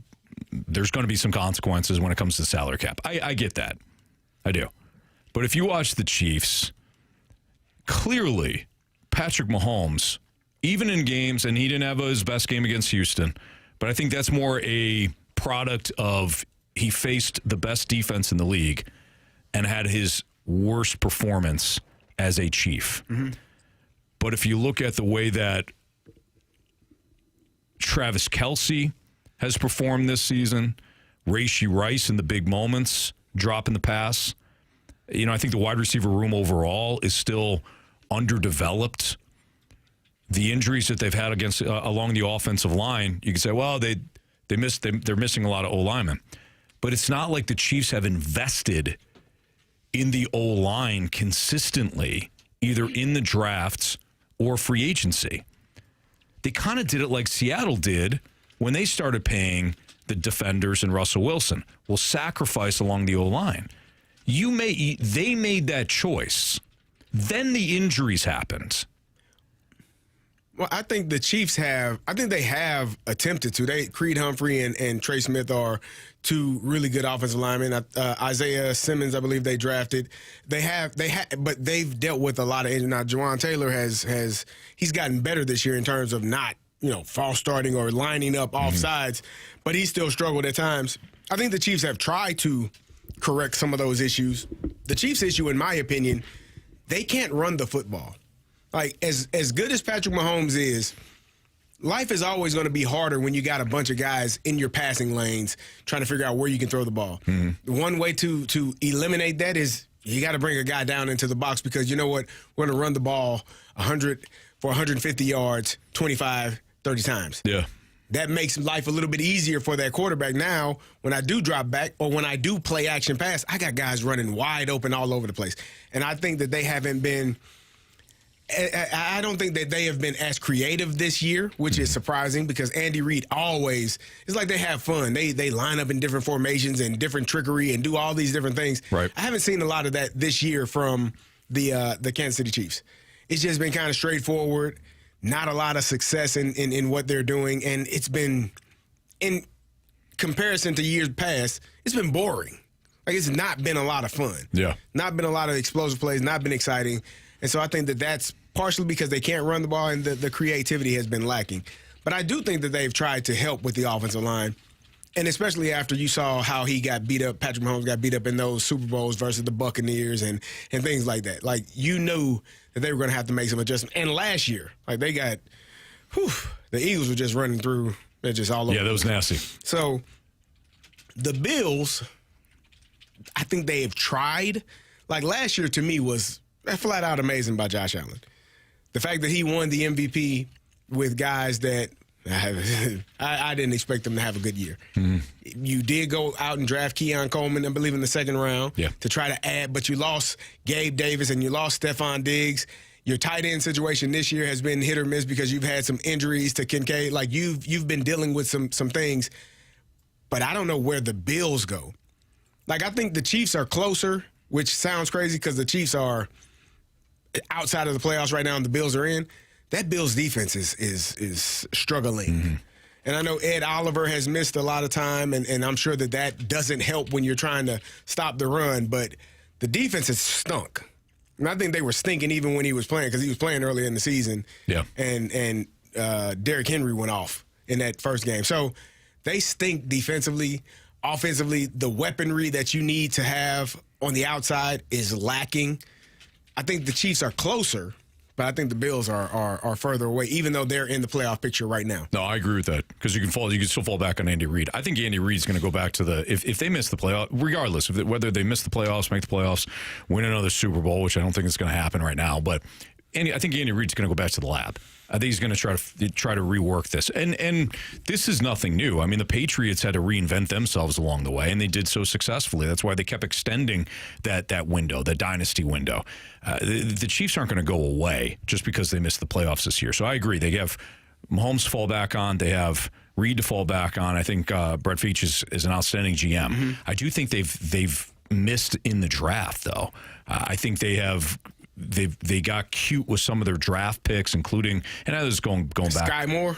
I mean, Sky Moore, Clyde Edwards-Helaire. Now that's going back to 2020. Yeah. The 2021 draft of Bolton and Humphrey was outstanding. They even got Gray late in that draft. You know, there's the first round where they got Karlaftis and McDuffie, but then if you go down the rest of the 2020 draft, including Sky Moore, that was rough outside until you get to Isaiah Pacheco. Mm-hmm. But you're right, the running game isn't there, and I still think the offensive line has been an issue. Now, if Josh Simmons rebounds and the kid that they took out of the second round from BYU a couple of years, 2 years ago, if they start to formulate that O-line in front of Mahomes, I think this will turn around very quickly. But you're right, they have to rediscover a running game, and Andy Reid's going to have to reinvent himself to some degree, and I think he will. I think he's a masterclass of that. I don't think Sean McDermott's going to do that with the Bills. I think that it is just all Josh Allen. Yeah. If Brandon Beane can redraft the defense quickly, we'll see. But right now, it is problematic for Buffalo, even being a playoff team. Yeah. Because they are all relying on Josh Allen. I agree. When you look at the defense for the Bills, I mean, they're one of the best in terms of yards given up through the air. They're like number one. Yards given up through the air? Yeah. That's because you don't have to throw on them. Exactly. Well, yeah, you run the ball on them. Mm-hmm. Right. Yeah, they're one of the worst in terms of rush defense. Yep. When you look at the playoff picture right now, who is a team that you believe can establish the run that they could face? Yeah. The Texans? No. The Texans can't establish the run. I don't even know the Texans. Pittsburgh? Oh, no. No. Chargers? Nope. Maybe. The Patriots. Maybe. Broncos? Maybe. With R.J. Harvey? I think the Patriots probably, and if Baltimore or Indianapolis gets in, those two can as well. But they're both on the outside looking in also. Hey, you bring up a good point, Marsh. You do. You bring up a good point. Because Jonathan Taylor and the Colts ain't going to make it. You don't believe in old Phillip? I mean, if the Ravens get in with Derrick Henry, you can see that. Travis Etienne is 10th right now in rushing yards. Jaguars offense. Jacksonville is actually. But to your point, there's not a dominant rushing attack that scares you right now if you're the Bills. Of course, I've also seen them give up like big-time yardage to backs that aren't great either. So. Ain't been good this year. No, they have. They've been downright terrible. Yeah. All right, let's get to the Gauntlet. We'll do that next. For example, like the Chiefs. What did the Chiefs do against them? Running the ball? Yeah, no, they didn't run the ball. The Chiefs can't run the ball. No, not at all. They didn't even try to. Nah, why would they? Why would they? All right, we're going to get to the Gauntlet next on 101 ESPN.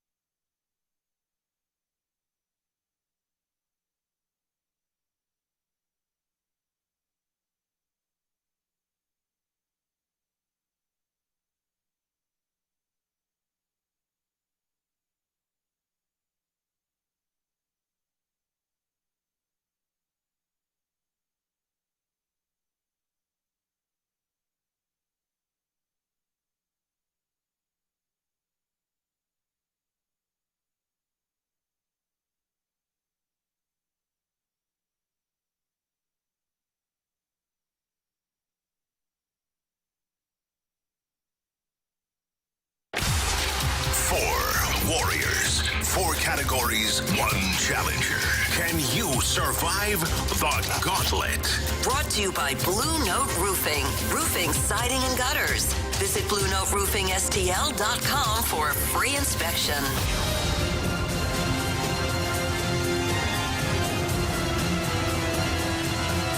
Four-way your time check is brought to you by Clarkson Jewelers, an officially licensed Rolex jeweler with Carey Davis and Andrew Marsh from Anthony Stalter. We have Dave on. What's up, Dave? Not too much, guys. How are you? We're doing great. Appreciate you listening. Thanks for playing. Would you like to take on Marsh, Carey, or me in round one? Let's go with Carey today. Carey Davis. Good luck, Dave. All right. Thanks, Carey. I feel like you haven't played in a while, Carey. It's been a while. Yeah. You've been calling you. Hey, man. Calling me out. All right. Dave, go ahead and tell Marsh to spin that wheel. Margie, spin that wheel, please. All right, Dave. What are we hoping for, man? What category? Hockey or baseball, preferably. Hockey or baseball, preferably. Not scared of the wheel. I appreciate that. Should he have been scared of the wheel? Not at all. Oh, nice. Hockey is the category. There you go, Dave. Nice job, man. You asked for what you wanted, and Santa wheel delivered. That's what happens when you take the wheel head on. Yes, absolutely. Sometimes it still finds a way to fast lane you, though. That's true.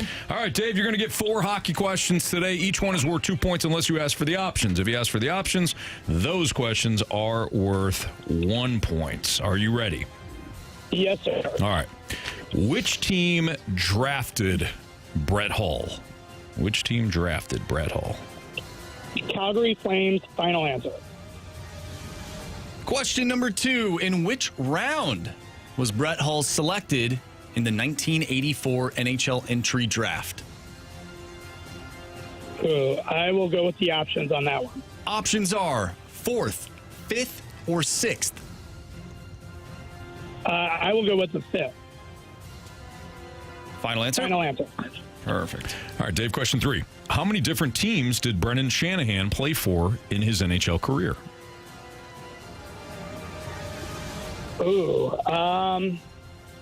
Blues, Whalers, Rangers, Devils. I will go with 4, final answer. And question number 4. Ilya Kovalchuk played for 4 different teams in his NHL career. With which team did he play the most games?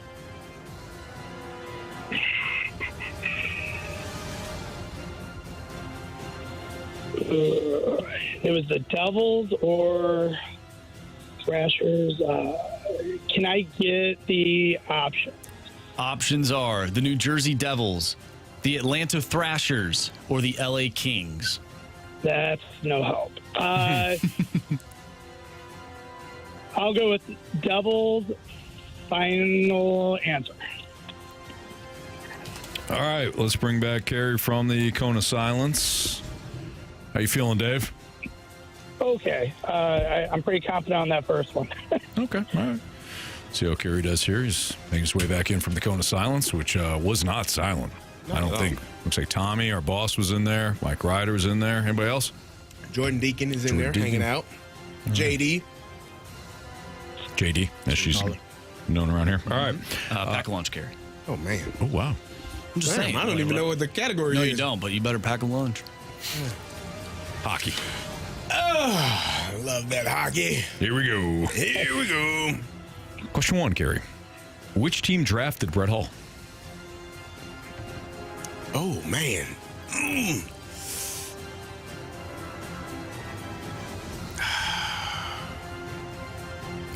Give me the options. Detroit Red Wings, Dallas Stars, Calgary Flames. Flames, final answer. Question number 2. In which round was Brett Hull selected in the 1984 NHL entry draft? That sounds like a trick question. First round. You said which round? Which round? Okay, let me make sure I heard the question correctly. First round. Final answer. That is a complete guess. That is a trick question. I know it is. All right, Carey. How many different teams did Brendan Shanahan play for in his NHL career? You were right, Margie. Pack a lunch. Obviously the Blues. He's a Ranger. Was he a Ranger? I think he was. Is he a Red Wing? Let's go with 4, 5, 6, 7.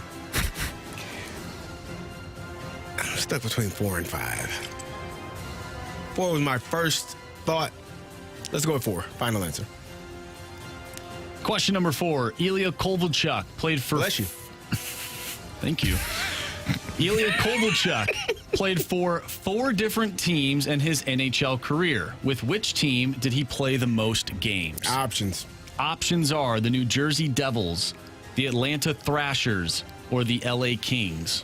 Let's go with the Devils. Final answer.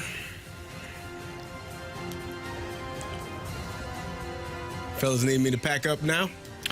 All right, let's go over these. Dave versus Carey in hockey. Let's start there. Let's start right at the fourth question. Ilya Kovalchuk played for 4 different teams in his NHL career. With which team did he play the most games? Dave said the Devils. Carey said the Devils. Correct answer is... It's the Atlanta Thrashers. Yeah, Thrashers was the answer we were looking for, so we got a 0-0 tie. Thrashers. How many different teams did Brendan Shanahan play for in his NHL career? Dave, without the options, at 4. Carey, without the options, at 4. Correct answer is 5. 5 teams. Devils, Blues, Whalers, Red Wings, Rangers. Damn. You had 3 of those teams. I did have 3. Yeah. Yep. All right. Moving on. In which round was Brett Hull selected in the 1984 NHL entry draft? Dave said the 5th. CD said, trick question, first. The first round he was selected in. Correct answer is? Yeah, it's the 6th The round. 6th round. The 6th round. You get a score check? Can we get one? Yeah, absolutely. It's, let me carry that too. 0-0. Yeah, you kind of see where this is going. Which team drafted Brett Hull? Carey said Flames. Dave said Flames. Correct answer is? It's the Calgary Flames. That's He correct. didn't need the options. He didn't need the options. You don't know Just that. play the damn You don't know sounder, that. man. Oh, Dave didn't need the options. Dave, you got him 2-1. You said you felt good about that first question. You should have. Yeah, that was.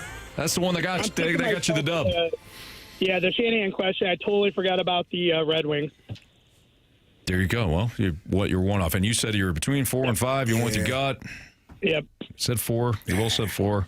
All right, Dave, you're going to advance tomorrow to take on. Jamie's here 2-4, so maybe we can force him to stay for the Gauntlet if you want to take on either Marsh, Jamie, or me. Either way, Dave, you'll be playing round 2 tomorrow. Nice job, man. All right. Sounds good. Thank you, gentlemen. You got Good it. job, Thank Dave. you. Congrats. All right. Thanks. Bye. All right. That was rough. Okay, Carey, you're going to head to the old penalty box. I'll see you. The old penalty You gotta box. tell me. I've been kicked out of better places than this. Yeah, probably. What's better than this? Not much more. Who's got it better than us? I miss you. Nobody. No, Michigan. At least one former Michigan man. All right. Every day this week, we're giving you the gift of Cardinals baseball. And right now, we have your shot to score a Cardinals bobblehead tickle. I almost spit that out. You trying to say tickets? Yeah. Tickle's better than the other thing you said last year. Apparently, I have a problem with the word ticket. All right, take 2. Right now, we have your shot to score a Cardinals bobblehead ticket pack. The bobblehead ticket pack includes 2 tickets to 6 Cardinals home games next season, which includes 6 new bobblehead giveaways, including a special Mason Wynn bobblehead and more.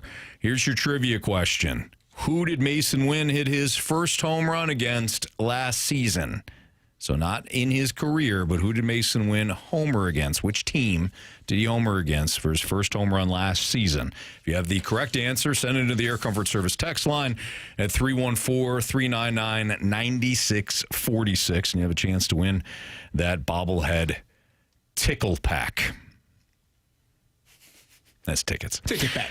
Tickle fest. Cardinals ticket packs are now on sale. Find all the ticket pack info at cardinals.com/tickets.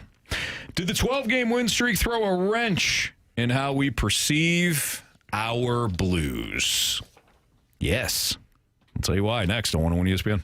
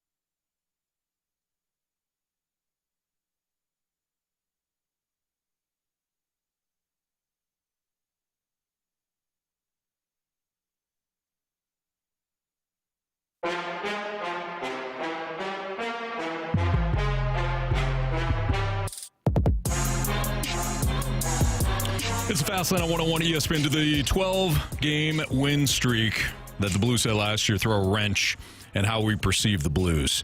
I don't know how anybody could say no to that question. I really don't. Well, I don't think it was just the 12-game win streak. I think it was the performance in the playoffs as well.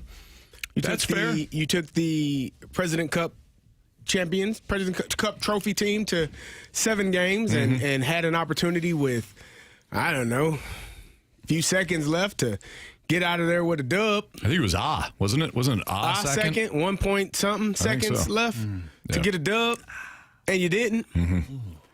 And then you went into overtime, and that didn't go well for you. No, sir. But I think it was all of that. You chased Connor Hellebuck multiple times in the series, right? Yes. So Yeah, I think all of that put together made you really excited about where this team was headed for 25-26 season. And I also think that up until this point, they haven't lived up to those standards and those expectations. I think that's a good point. I think that's fair. You're right. It was the winning streak. It was the fact that they had erased all of our thoughts and feelings about what we saw up into that 12-game winning streak. Yep. We believe that the team came together. Like all the narratives started to formulate in front of us, right? Hey, Jim Montgomery wasn't hired until what? November? End of November? Yeah. Was it November? I think it was the tail end of November. Yep. He needed to kind of work his magic. He needed to figure things out. Players need to get used to him again, and boom, look what happened, right? 12-game winning streak. Reached the playoffs, should have beaten the Jets. Should have gotten the second round. Got to the second round, who knows? Yeah. High expectations. We love the additions that they made this offseason, save for the Logan Mayu trade. People hated it. Nothing, no way around it. People hated it. It was easy to buy in and have high expectations. But if you look at the larger sample size is what we're seeing now. And that's unfortunate. I hate it. Because I believed that everything was going to come together this season. I'm a big fan of Jim Montgomery. I think the man knows what he's doing. I think he knows how to get the most out of his players. I think they want to play for him. But for whatever reason, we are talking about the same stuff as we did at the start of last year. I don't even want to say the start of last year, the first half of last year. I would go back the year before. Hell, go back as long as you want there, CD. Well, the same issues. Go back to 2007, you go for it. When Chief was fired. Yes. And then you felt like, oh, well, Drew Bannister, he's and then when Banny got fired, you're like, oh, okay. And then Monty gets here, and you're like, okay, it's good. Yeah. And now you're back to old habits. And there's a saying, old habits die hard. That's the saying. Is that how that goes? Yes. Yeah, so sometimes when you have poor habits, working hard could never or should never be a poor habit, though. Like, you can have, maybe you're not sound in some of the things that you're supposed to do technically, some of the things that the coach wants you to do in a style of play. Maybe that's uncomfortable for you, or it's not what you do best or what you feel you do best. But your effort should never be questioned. And that's for the entire team. That's man-to-man. That's as a team, as a player, individually. Each person is accountable for their own effort, their own energy, and how they show up to the rink and how they, what they do in that game. And so last night, I thought the first period I thought was really good. You get down 2 goals, and then you get right back into it with another Robert Thomas goal. I'm like, yeah, here we go. And then it just gets away from you. And it's happened a lot. So I think the question, and I don't want to put words in your mouth, I think the question that you're asking is, are we believing that 12-game sample size, or are we believing the bigger picture in terms of what this team actually is? And I think the bigger picture is who they are. Yeah. With the capability of being the team that you saw on that run and in the playoffs. Yeah, to your point, in fairness to the Blues, they're also the team that came out of the Four Nations break and did that. Like, we can't. But it was a small. It's a smaller. It's like when you watch baseball. We always talk about sample size in baseball. Oh, that guy he's hot. He's had a 2-week stretch. Jeremy Lin had a hell of a run, but he couldn't manage that his entire career. Right. Like, so, I think until you prove otherwise, meaning more of the sample of we're going to play hard, we're going to play well.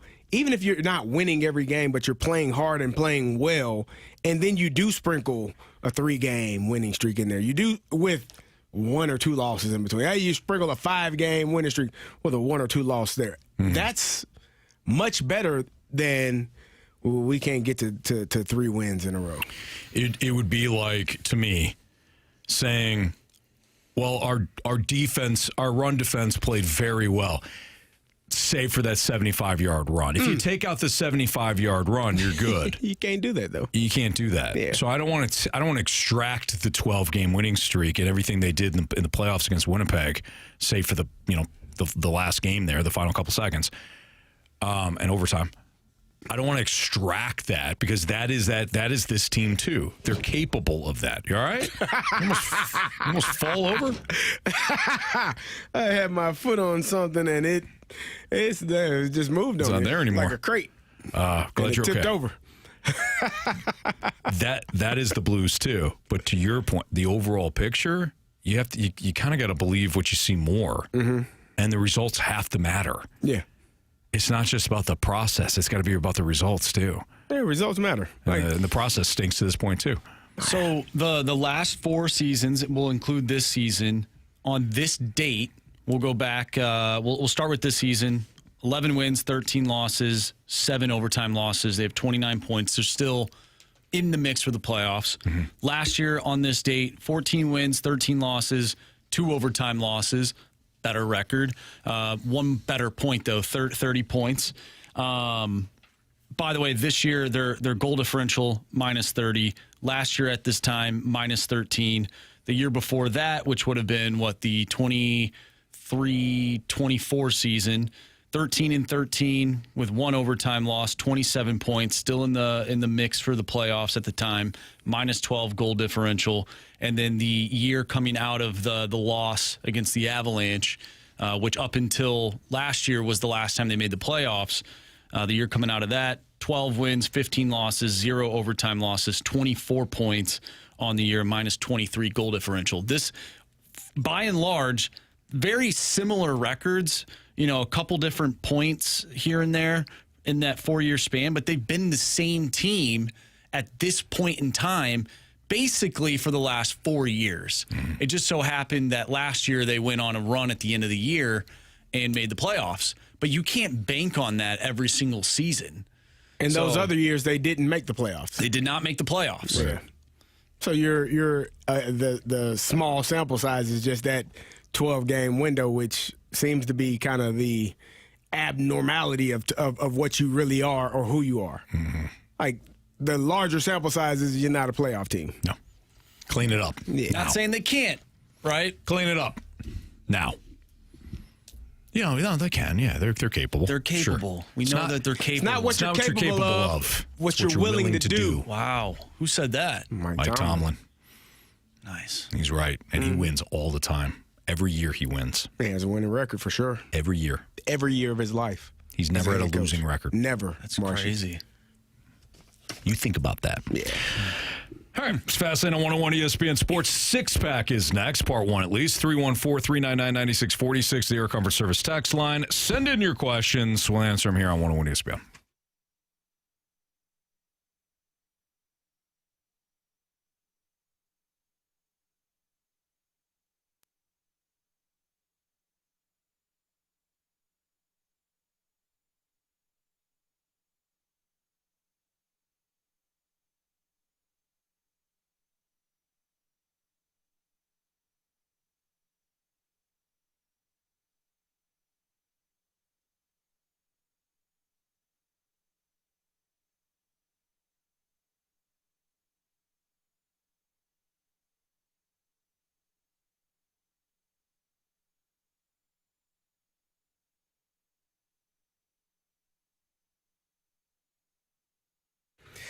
Hey, Missouri, if you haven't heard by now, FanDuel Sportsbook is live in the Show Me State, and they're kicking things off with an offer that's tough to beat. Right now, new customers can bet $5 and get $300 in bonus bets, win or lose.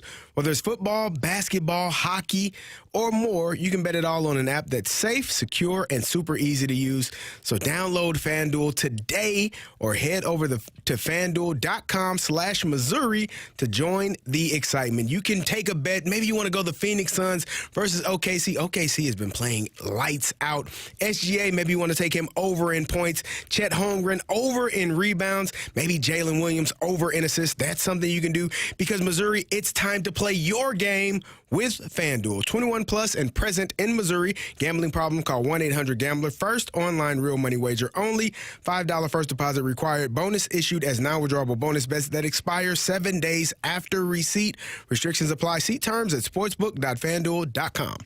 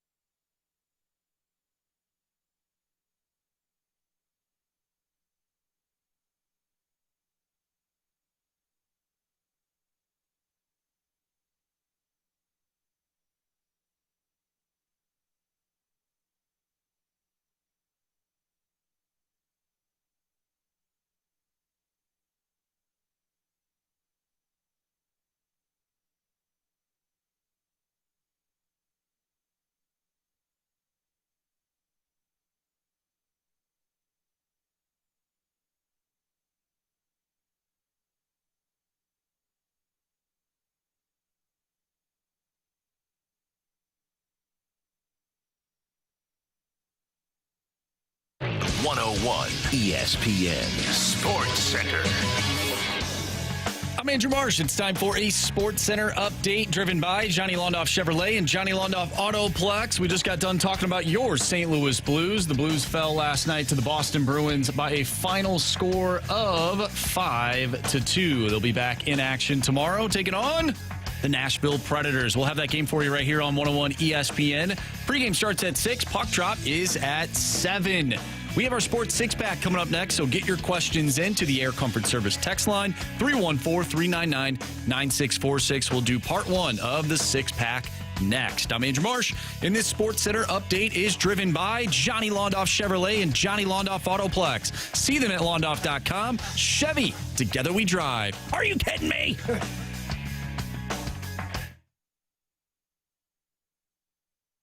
I have a question. It's time for the Fast Lane to answer your sports questions. I want to ask you a bunch of questions, and I want to have them answered immediately. Asking me all these weird questions. Answer the question. Answer the question. Answer me! Refreshed by Urban Chestnut. Urban Chestnut Swickle Light Premium Light Beer. Live your lifestyle, St. Louis.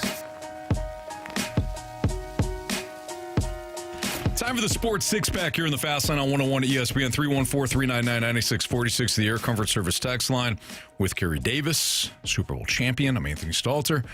And here's Andrew Marsh with question number 1. Question number 1. The Waterboy wants to know, how many players do you expect Chaim Bloom to trade this offseason? Obviously, so far the answer is 1. Let's get an over-under here. 3.5. I'll take the over. Really? He's already traded 1. Okay. Sonny Gray. Arenado's going to get traded. I forgot about Arenado. Yeah, you did. I'm still going to stick with 3.5. Okay, Gray. 4.5 is too high. Are you going to take the under then? 3.5? Yeah. Gray's going to get traded. Okay, let me go 4.5, and I'll take the under. No, you said 3.5. Yeah, we're negotiating here. You said there's no negotiation. Hey, why? That's not how it works. Oh, come on. All right, Gray, Arenado, the Newt gets dealt. Oh, Donovan gets dealt. Who else? I got Gray, Arenado, and Newt, Donovan, Contreras. I don't think Willson goes. Let's see here. You're trying to get rid of the whole damn team. Yep. Who else we got? What are you doing? What am I doing? I'm not doing anything. Except for looking at the roster to see who else he could deal. Let's see here. I don't think any of the pitchers go. No, none of the 42 catchers go. You can never have enough catchers. How many guys are you trying to trade? You are trying to trade the whole team. Let's see, 1, 2, That's 3, shameful. 4, 5. 5. So even if I go 4.5, you still go over. Yeah. I got 3. Okay. Let's see who's right. Are we doing 4.5 or 3.5? We're doing 3.5. I got the over, you got the under. All right, let's do 4. No. Yeah, I'm still under. You're still over. Mm-hmm. But we can push. All right, fine. Deal. 4. Thank you. Marsh? I think that 3 people will be traded. Good man, Marshy. Yeah. Boy, you two are just a team today, aren't you? Well, Anthony, I don't know if we need to trade the entire team away. No, I think we do. Have you seen the results the last couple of years? Anthony, they almost made the playoffs last year. You better believe it, brother. They got eliminated in the final series of the season. You seen this team play, man?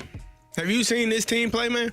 I have. They're right there, Anthony. Mm-hmm. I forgot about JoJo. Oh, yeah, JoJo. Yeah. Okay. Damn it. There you have it. Nope, I'm still doing 3. That's fine. But our over-under is 4. You go, Carey. And not 4.5 or 3.5. Nope, it's 4. That's fine. I'll give you the opportunity to push. Appreciate you. You're a good man, Anthony, despite what they say about you. What are they saying about me? Don't worry about it. Okay. Question number 2, please. Question number 2. I got you that coffee. Carey's not saying this. I didn't say it's it. the other people. Oh, that's true. Yeah. Carey's just the messenger. All right, from the 618, are the Blues... You know, they shoot the messenger. They do. You gotta be careful. Who's they? Those people that say things. Puffy. What? Allegedly? Allegedly. What are you doing here? Yeah. I'm just going to read the next question. Moving, Okay. Yep. Just keep those feet moving. Allegedly. From the 618. Well, the Blues, the Falcons of the NHL. Good on paper, but always disappoint when it matters. Panthers fan here. It is not fair to call the Blues, who actually have a title, the Falcons. So, no. What do you mean? It's not fair to call the Blues the Falcons. It's not fair to the Blues. The Blues have won a championship. Exactly. It's not fair to the Blues. The Falcons have been on a couple of occasions. Had a really good close run in 2004 there, Anthony, as well. One game away from the big game. 1 quarter away, not too long after that, too. From winning it all. But yeah, I agree with you. Now, the Blues are They're not the Falcons. Now, I will say this. The way they lost to Winnipeg was a Falcon-esque loss. That was. Who would be the Falcons? What organization In the would NHL? In any league Let's see. would be like, Where they just kind of exist. they're there, they're good-ish. Yeah. They have some good years, have great players in their history of their organization, but just never quite able to Get over the hump. Tigers. Detroit Tigers? Yeah. Okay. 2 losses in the World Series. That's a good one. Every once in a while they're good. Then they mix in horrible seasons. We're talking about like modern day, right? Modern day Tigers. This year they blew a massive division lead. That is a Falcon. That is a Falcons Blowing deal. leads. Wow, yeah. That is a Yeah. Falcons deal, man. So also the Tigers. Ooh, the 3-1 says the Clippers. That's a good one. Oh, Clippers. When the last time they've been to the championship, though? Well, yeah. This is time. It's true. The They've never Falcons been. did go to 2 championships. Yeah, you got to give your team some credit. And you got to did- give them flowers. And they appeared in 5 conference championship title games? 4? Is 4 the number? Since 98? Here's a good one from Grant Francis fan club. Anthony's San Jose Sharks. Wow. Yeah. Yeah, that works. Yeah. That does. That applies. Similarities. Yeah, because the Sharks have been to multiple conference championships. They went to the Cup, lost to Pittsburgh. All right, let me think about this. Since 98. So they went to the 98 conference championship game. 04. 04. Beat the Vikings, lost to the Eagles. 16. Then they go in 12. They went in 12. They blew a 21. They blew a 17-0 lead to the 49ers when Kaepernick and the Ravens played. And then 16. And then 16. 4 since 98. 2 Super Bowl appearances. Yes, sir. Look at you. Look at you guys, huh? Not bad, man. All right, let's look at the Sharks then. Yeah. All right, let's compare. We're going since what? Since 98. Okay. How many conference appearances? All right. How many Stanley Cup losses? Okay. Let's prove Grant Francis's fan club right. We're looking at, so far, I'm at 2002 now. We're just losing in the conference quarters and semifinals. Yeah, we could do that too. Here we go. Okay, 2003, 2004, they lost to the Flames in the conference final. That's 1. We need 3 more. All right. We're to 2005, 2006. No, semifinal, conference semifinal, conference semifinal. Now we're back to the quarterfinal. Here we go. 2009, 2010, lost in the conference final to the Chicago Blackhawks. We need 2 more. All right. Oh, how about this? The following year, lost in the conference final to the Vancouver Canucks. 3. And we know they went in 19. Yeah, here we go. Lost to the Pittsburgh Penguins in 2015, 2016 in the Stanley Cup final. Okay, so that's 4 with a Stanley Cup loss. Yep. And lost to the conference final to the Blues in 2018, 2019. There's 5 now. They have not been to the playoffs since. That's pretty good. That is. Grant Francis's fan club. Nice job. Well done. That's a little trickier than saying, like, who's the Jets of the NHL? Well, it's not the Winnipeg Jets. Or like the Browns. Who's the Browns of the NHL? It's a little harder to say who the Falcons are because it's not like the Falcons have been always dreadful. But you don't like your team, and it's. I'm gonna have to send a letter to somebody. We got to get you back. We got to get the Falcons back winning, man. Get you back on board. So your playoff football is not, dependent upon a team that you don't root for 17 weeks, right? Feels fake. Yeah, it really is. Well, here's the thing, Anthony. Yeah. The last thing I want to do is get your hopes up. Wow. I don't want your team to make you feel so happy, and then you have the rug pulled right out under you. Oh, I'm used to that. That's fine. I just want to see them in the playoffs again. I feel like that will never happen again. I will never see them in the playoffs again. It'll happen. It'll happen again. I don't know. I'm not sure of that. You don't believe it? Last time was 2017. That was a long time ago. Yeah, they were stuck on the 3-yard line in Philadelphia. Old Nick Foles run, that would have ended that day. At least that team won the Super Bowl, Screw them. Tell me how you really feel. I did. Okay. All right. We moving on? Yeah, why don't we go to part 2? We'll let you think about this. Part 2 for the Sports Six Pack next on 101 ESPN.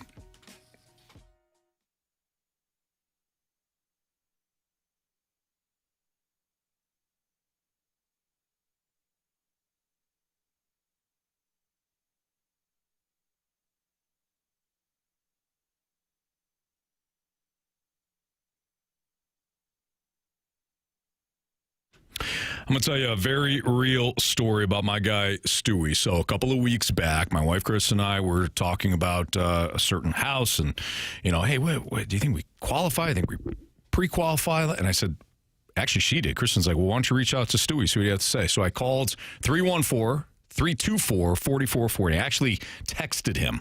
It's his personal cell phone number. And I texted that number, the same one I gave out. I said, it's Stewie. It was a Sunday morning. I said, Stewie, got a couple of questions for you. Let me know when you have time this week. He goes, well, hey, I'm traveling. He texted back. He goes, I'm traveling to Houston. Got some family stuff going on in Houston, but I'll give you a call tonight from the hotel room. I said, you don't have to do that. Don't worry. He goes, no. I'm happy to do so. Called me that night. Chatted for 30 or so minutes, answered every question, provided, suggested some things to us, gave us some advice. Outstanding stuff from Stewie.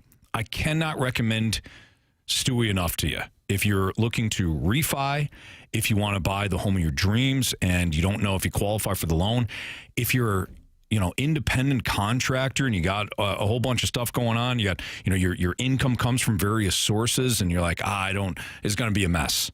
Call Stewie, let him handle it. He's phenomenal. Again, that number, 314-324-4440, personal cell phone number, same one I texted him on a couple of weeks ago. If you miss the number, Google the bagel loan, but have some urgency. If you want to pull out some cash before the holidays, whatever you want to do, Stewie's your guy. Again, Google the bagel loan. NMLS number 226715.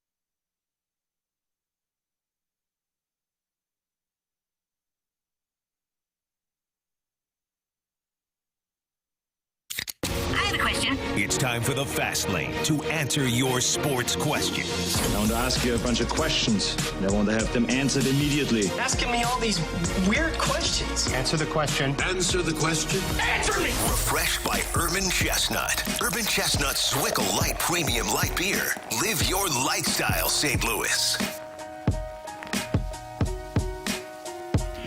It's a Fast Lane on 101 ESPN. I just told the guys I went to go to the bathroom in between the break.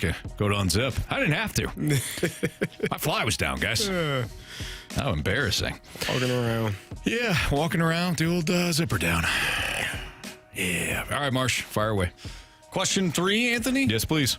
Question number 3.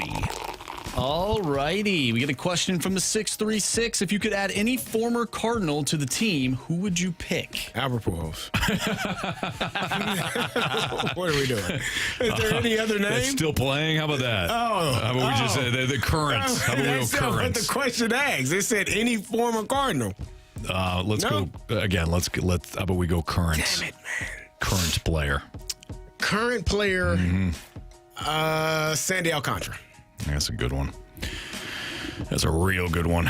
I was going to go Alcantara. Yeah, let's go Alcantara. Marshy, who? Zach Allen would be a good one, too. That's the other one I was thinking. Former Cardinal.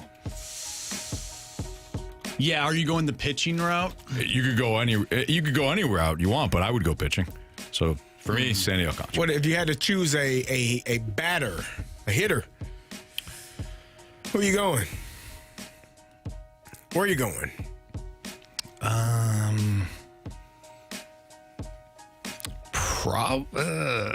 Probably Tommy Edman. Really? Yeah. Ooh, Tommy Edman, huh? Younger than, who are you thinking, like Randy Rosarina? A couple people have texted him in. What about Carson Kelly? Waterboy says Carson Kelly. That's interesting. That ain't bad. We got 1,400 catchers, man. You need another? Do you really need another? You never have enough. You can always. I mean, come on, man. You never have enough. They can play multiple positions. No. Yeah, you know what? I got to go with Randy Rosarina. I take back what I said. Randy A.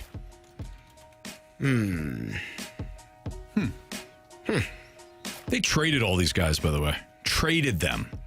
Well, they weren't good, Anthony. It's not like they went. You know, like the Orioles, the Mets just lost Pete Alonso to the Orioles. You know, you see, he signed a deal. It happens.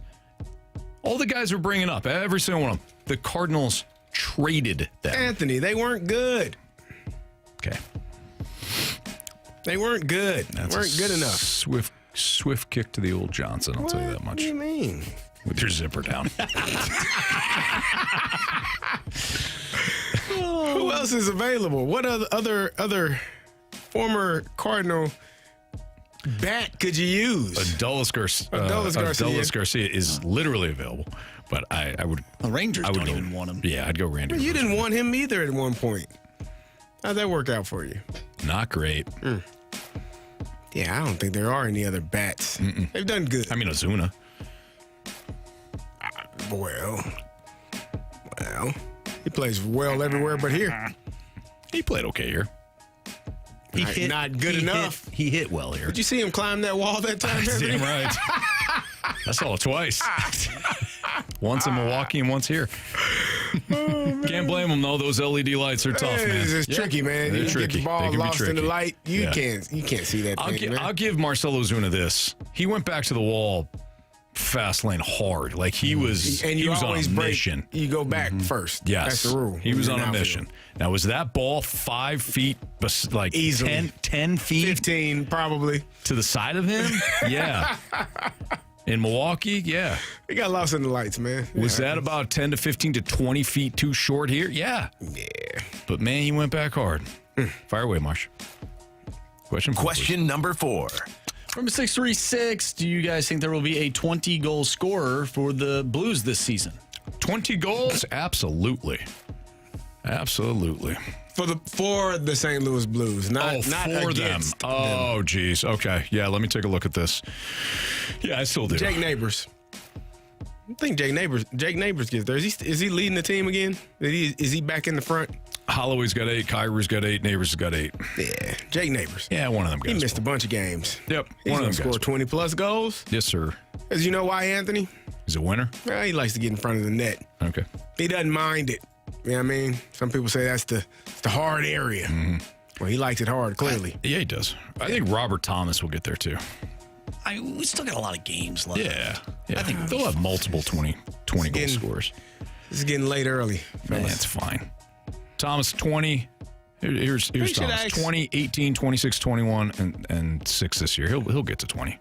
Yeah. Should ask our next guest. Let's do that. Nice job, Carey. You like that? It's called The Transition. Yeah. Joe Vitale joins us next on 101 ESPN.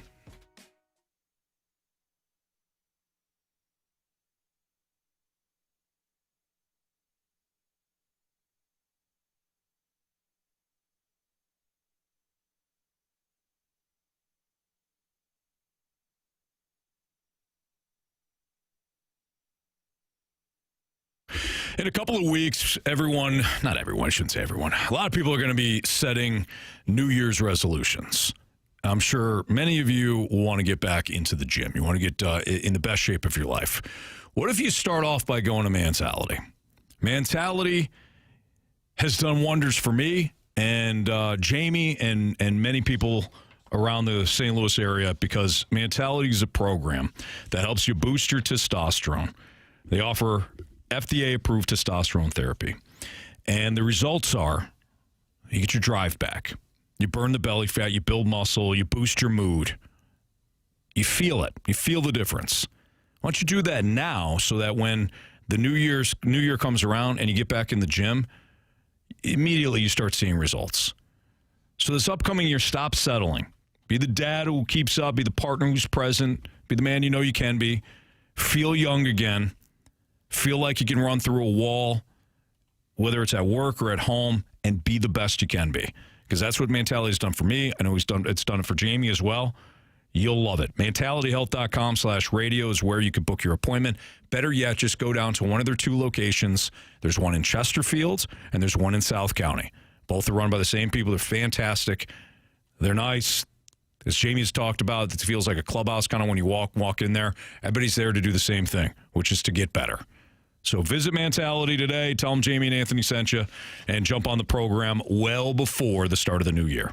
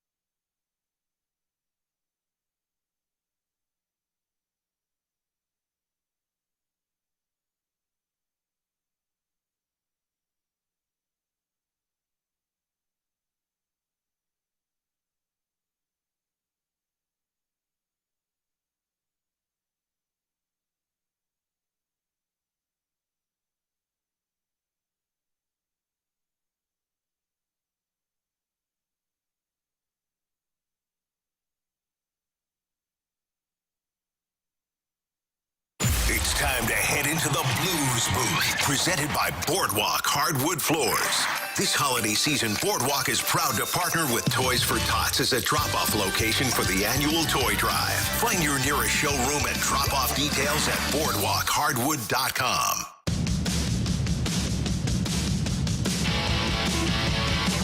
5:03, your time check is brought to you by Clarkson Jewelers, an officially licensed Rolex jeweler with Andrew Marsh and Carey Davis. I'm Anthony Stalter. Let's head to the Collier and Thompson phone line. We're talking to Joe Vitale, who joins us. Talk a little Blues hockey. Joe, how are you?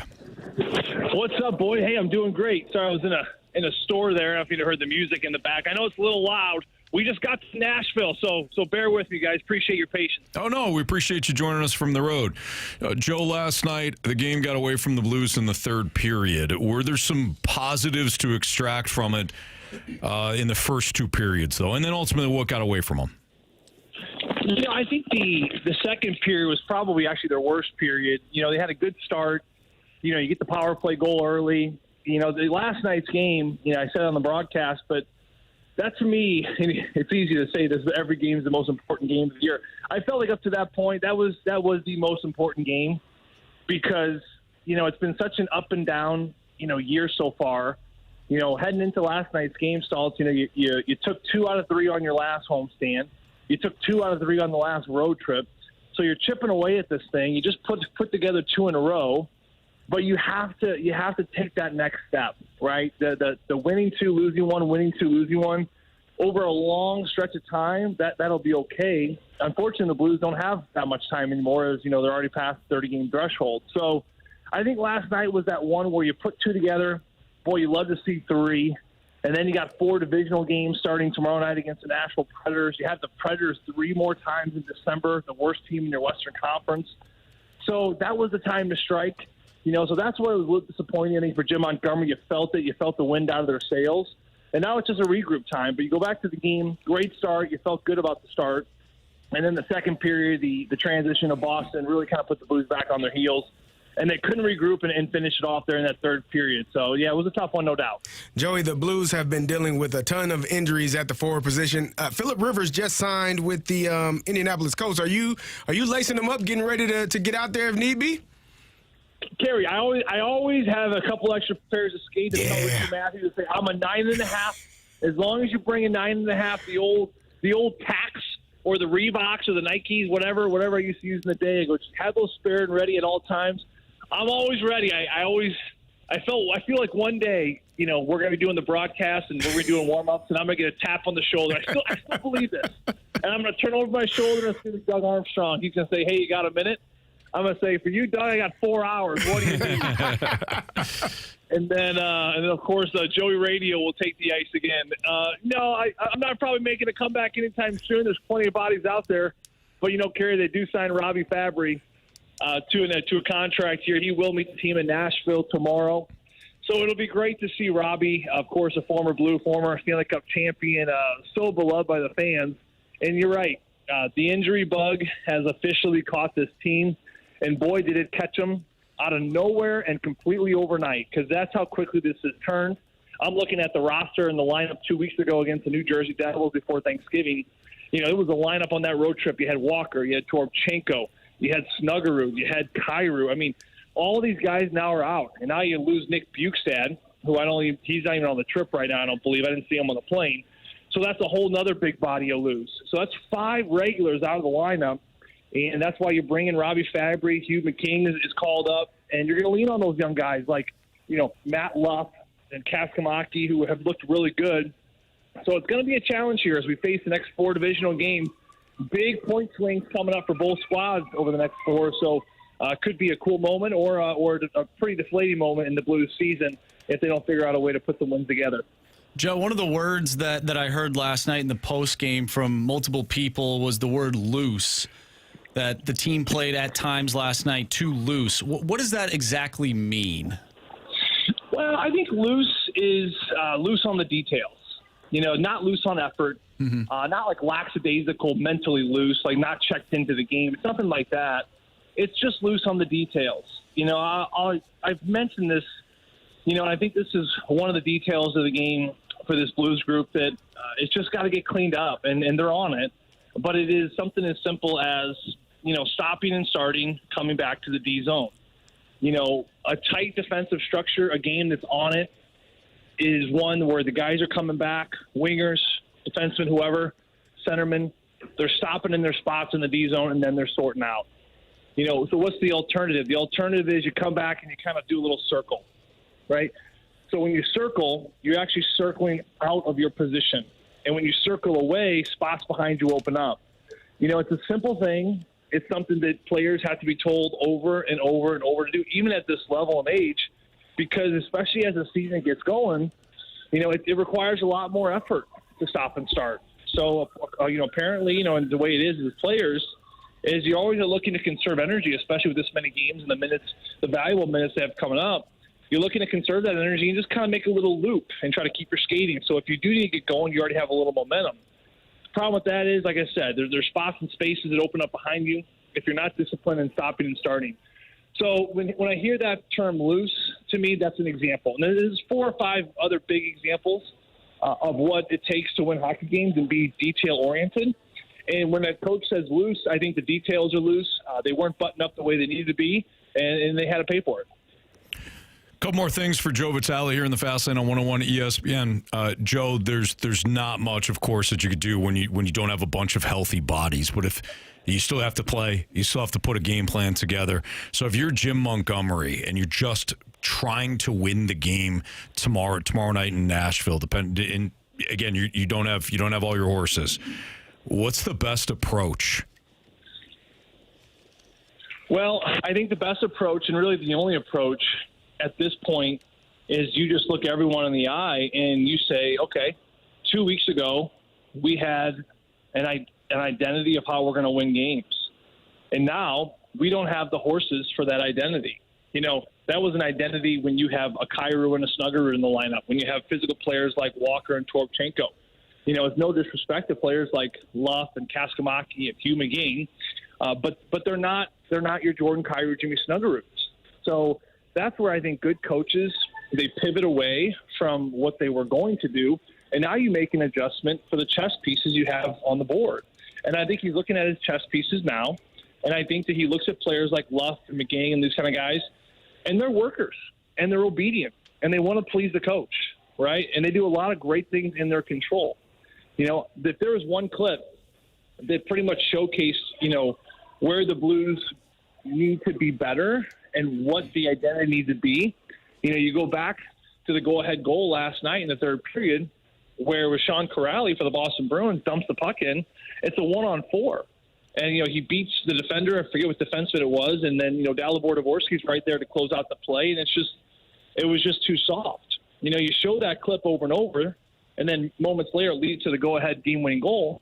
You show that clip and you're saying, if we're going to be successful, these are the plays that have to get closed out. This is the work ethic. This is the physicality. You can almost look at the Bruins game last night, Stalter, and say, see the physicality and the urgency they played with? That's kind of our only way out of this. So you look to the players, you look them in the eye, and a man-to-man, you make a decision. Do we want to play that style? Because that's what it's going to take. And then you go out there, and then you, of course, perform. Joey, I get a little confused. Obviously, I didn't play hockey. I didn't play in the NHL like you did. But when I watch other teams, when they possess the puck in the ozone, it seems like they have crisp passes. They're moving the puck from side to side. When we get in the ozone, it doesn't feel that way. Is it? Am I seeing something different, or do the Blues need to have, more crisp passes and more side to side, more action and more time in the ozone? No, Carey. I think there's times when it looks really, really great. When it's clean, it's crisp, and it's confident, and there's snappiness, and it's all there, right? And we've seen it. And it's hard to put your finger on exactly why it looks so good. We call that the state of flow. Like, man, this team is in that state of flow. You can't even pinpoint what it is, but everyone's pulling for each other. Everyone's anticipating needs. Everyone's jumping to areas. The passes are clean, and you're just in that rhythm. The issue, I think, with this team, especially after they started the year, was they were letting so many goals in. So they kind of were on their heels a little bit. And then they had to really correct their defensive zone. So then they were kind of on their heels even more. And then the goaltending issues kind of started to pop up. So you're on your heels more, right? And then all of a sudden the goal scoring started to dry up. Now you're dealing with injuries. It just seems like it's one thing after another, and these aren't excuses, but this is the process of what this team has become. And I'm just kind of giving you the 10,000-foot view of it all as we look back from when it started to where we're at. it seems like these big issues are popping up. And I think it's becoming to be a little bit of a confidence issue when you look at some of the passing and some of the efficiency of the power play, 5-on-5 passing execution. And the other thing, too, is when you talk about passing, giving, and receiving passes, it's such an underrated skill. You learn to pass as a kid, and then a lot of times you stop practicing passing. You assume that it's just a part of it. And I think that, for this Blues team, and like a lot of teams, because they're not the only one, with very few practices, full team practices like you're going to see in most years because of the Olympic break, I think that, part of the skill game ends up taking a little bit of a step back, which, of course, is stick handling and passing. So it's not just the Blues team. On that last road trip especially, talking to some scouts from those different games, one in particular in Ottawa, we had the discussion about how pucks on both sides at times just blowing up. And it is a skill. Giving and receiving passes so very important. And it can always be better. But also, like I said, sometimes it looks really, really great. You go to that Montreal game, and I'm looking at the elite passing of Dylan Holloway, the saucer pass of Braden Shen for his goal, and then Shen on the backside with the backhand saucer pass of Dylan Holloway in the second period. So, to me, that's as elite as it gets. So, yes, ups and downs, inconsistencies are there. Everyone sees them. And I think for Jim Montgomery and this team, it's about how do you just dial that in and find more consistency in the skills and let that kind of snowball into the bigger parts of the game. Joe, I think a lot of Blues fans are waiting for that full 60. And you mentioned the second period earlier. Only 3 shots in that second period. You've played in the NHL. You've been in the locker room. When a period ends and then you have a little bit of a break and then you go back out there, how difficult is it to translate your game from one period to the next? Sometimes it is, sometimes it isn't. I think every game's a little bit different. Can't speak about both every game in the same context. I look at the momentum swings, and I think the best teams in the league avoid more momentum swings than the weaker teams. And, talking to some of the players and being in that locker room at one point, I remember, we talked about it so much on the broadcast over the weekend, but those 2 wins against Montreal and Ottawa, there was something about how that team just really rallied around the small things. When you're a team that's struggling, when you're a team that doesn't have consistency, maybe you have a bad second period, right? It's really about that response. And the response to me, what we saw this past weekend with this group when it looks so good and the teams I've been on, is that you celebrate the small things to pull yourself out of it. Whether it be a Philip Broberg block shot where he has to get off, a Nick Bukestad takes a hard hit last night and finishes the shifts for 1 minute and 46 seconds, right? Guys on the bench picking each other up, being vocal, right? Is it a hit you make? Is it a hit you take to make a play? Is it Joel Hofer jumping on, Stützle and Cousins, because they're double teaming Broberg? It's little things like that bring teams together, and I think that's where it starts. And the trouble with it all, too, is that when you're struggling, it's human nature. You feel like, well, I don't want to be the one being vocal and being on the leadership side of things because my game's been going down the tanker too. So you kind of like almost self-implode where you don't want to be too vocal because you don't want people to think, oh, I don't want to be the guy that's loud, but my game's got so much work to do in the first place. But that's where you got to really fight, the human nature and the human quality of that insecurity. And someone's got to be vocal and you got to create energy. This is a group right now, they need energy. They need physicality. They need to start taking control and ownership of all the controllable things on the ice because, like I said before, with the bodies you have out, to me, that's the only way out of this one. Joe, great stuff, man. We appreciate you. Have a great call tomorrow night in Nashville, and we'll talk to you again next week. Thank you. Yeah, that's Joe Vitale here in the Fast Lane on 101 ESPN. All right, why don't we do, Marshall, you want to go bet the board next? Or you want to go, who do you trust? Why don't we do bet the board? Let's do that. Yeah. Bet the board next on 101 ESPN.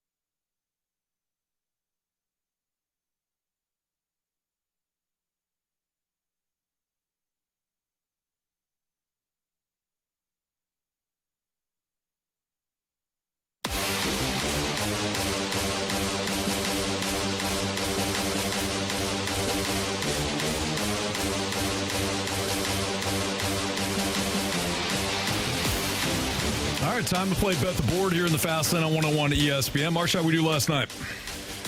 Looked like we went 3 for 4. Three for 4. So all of us did really well.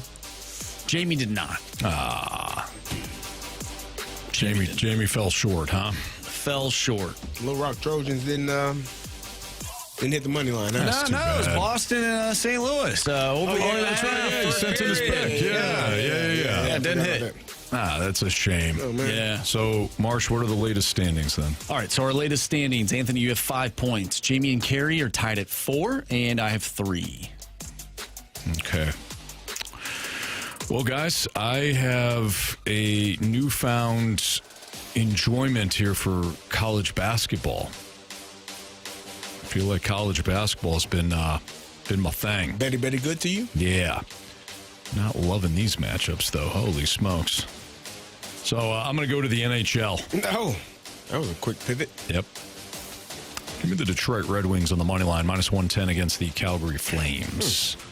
Detroit Red Wings, minus 110 at them Calgary Flames. Jamie sent in his pick? Yes, he did.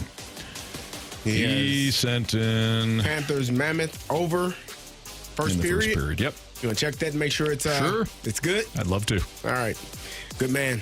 Give me Luka Doncic over 49.5 points, rebounds, and assists. Minus 146. I mean, yeah. Got to spell it out. Yeah. The Panthers Mammoth over 1.5 in the first period confirmed. Is it good? It's minus 130. It's a good bet. He is well within the minus 150 all right threshold. You got to check, you know? Yeah, well, no, I hear you. You got the Red Wings money line? Yes. Okay, I just checked yours too. Thank you. Yep. Confirmed? No, yes, confirmed. All right. You're good. I'm also going to the NHL. Give me Spencer Knight of the Chicago Blackhawks to have over 23.5 saves tonight as they take on the New York Rangers at minus 130. Spencer Knight, is it? Spencer Knight. Shug's brother? Maybe. I don't think so, but you maybe. Don't think so? Yeah. Oh, give it away. Shug played football. Did he? Yeah, he did. Where did he play? I want to say Fresno, but I think it was Fresno. I forget what school he played at. Well, let's look this up. Let's goggle it. I think it's a red team, I'm thinking. I'm not mistaken. He actually went undrafted. It was UNLV. Utah. Oh, UNLV, yeah. Mm-hmm. He went undrafted in the 1987 NFL draft. He played for the LA Rams for one season. Yeah. Nice. He's a football player, I told you. You're right. Yeah. He in 1985 he transferred to the University of Nevada, Las Vegas. Played football there for 2 years. Knight went undrafted. 1987 NFL draft, but was invited to the Rams training camp. He was cut by the Rams during camp, but became a replacement player during the 1987 NFL players strike and played 2 games for the Rams. Yeah. See, he's a defensive end. There you have it. Marsh, you look like you want to read a text. Yeah, we got a text from the 314. Hey, guys, so I just listened to what Joe Vitale had to say about not being the guy to speak up, knowing that their game needs work, too. I feel the mark of a good leader is a guy that speaks up anyway and acknowledges what he needs to improve in his game, as well as the team as a whole. Jamie. That's just my take. Love the show. Keep doing what you do. Well, thank you. I get that. Carey, what's your take on that, being a former player in a locker room? If you know your game isn't great, is it still upon you? No. As a leader? It is not. If you stink, you can't call other people to the carpet. You can only call people to the carpet when you are playing well. If your game is, and it doesn't matter who you are, because the first thing out of their mouth, who the hell, you play like crap too. The hell you talking to? How about you say the same thing in the damn mirror over there, buddy? Try that out. The hell you talking to? I know I stink. I tell myself every day I got to be better. What you gonna tell you that? So yeah, he's not right. It's when everybody's struggling and we're all on the struggle bus, we all try to figure it out for ourselves, not in a selfish way, but it's hard to, and then there are, certain players, even if they are playing well, your well is not another player's well. Yeah. If that makes sense. So it's not apples to apples. So, I mean, you can be, respectful and say, hey, man, guys, we got to – but there's certain players, the hell is he talking to? Mm-hmm. Like, it just comes from – it has to come from certain people, but those certain people have to be in the middle of playing their best hockey, best football, best basketball, whatever it is. Otherwise, the message will get lost. Couldn't you say something like, hey, boys, like, I know we're not playing our best. We'll use football. I know we're not playing our best football right now, but I think,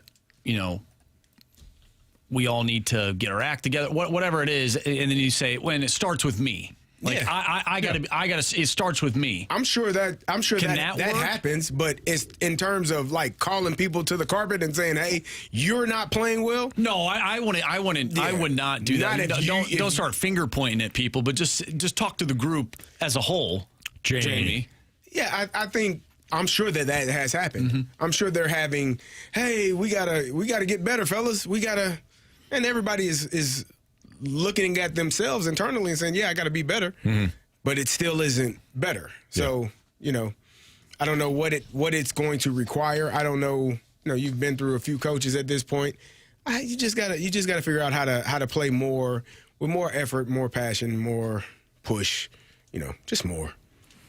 They don't have to do anything more. Just be more consistent, I think. Again. It's Fastlane on 101 ESPN. Who do you trust? NFL edition. We're going to go over a couple players, teams, mix of things, discuss whether or not we actually trust said team. That's next on 101 ESPN.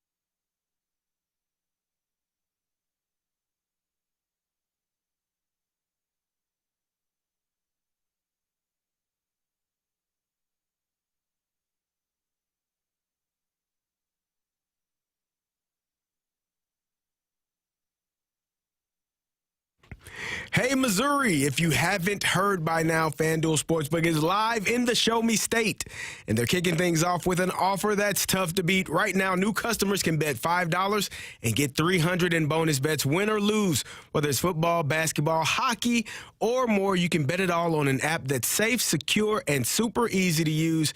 You can just download FanDuel today or head to FanDuel.com/Missouri to join the excitement. I'm looking at this Spurs versus Lakers game. You maybe want to take the Spurs. The Lakers on the money line or on the point spread. Luka having over 30 points, maybe over 10 assists, maybe over 10 rebounds. You can try that out, and you can do it all because Missouri, it's time to play your game with FanDuel. 21 plus and present in Missouri.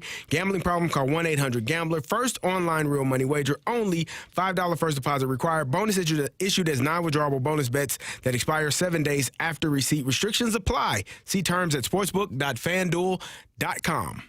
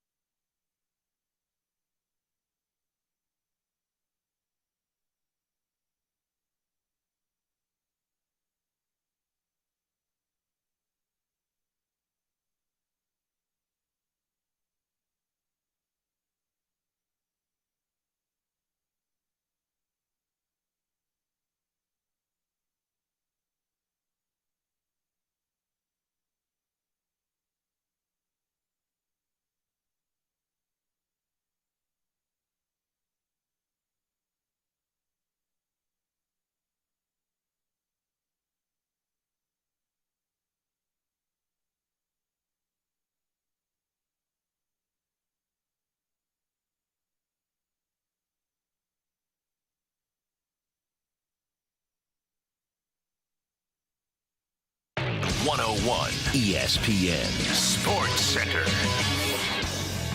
I'm Andrew Marsh. It's time for a Sports Center update brought to you by Saliga Heating and Cooling. Blues lost to the Bruins last night by a final score of 5-2. They'll take on the Nashville Predators tomorrow. You just heard from Joe Vitale at the beginning of the 5 o'clock hour. He'll be on the call as the Blues take on Nashville tomorrow. Pregame starts at 6. Puck drop is at 7. If you missed anything from today's show, including that interview with Joe Vitale, make sure you go to 101ESPN.com or check out the free Dobbs Tire and Auto Center's 101 ESPN mobile app. Just head to the podcast page and you'll find all of our interviews and all of our shows there. It's all brought to you by the Schaefer Door Company. This Sports Center update is brought to you by Saliga Heating and Cooling, a Daikin heating and air conditioning dealer.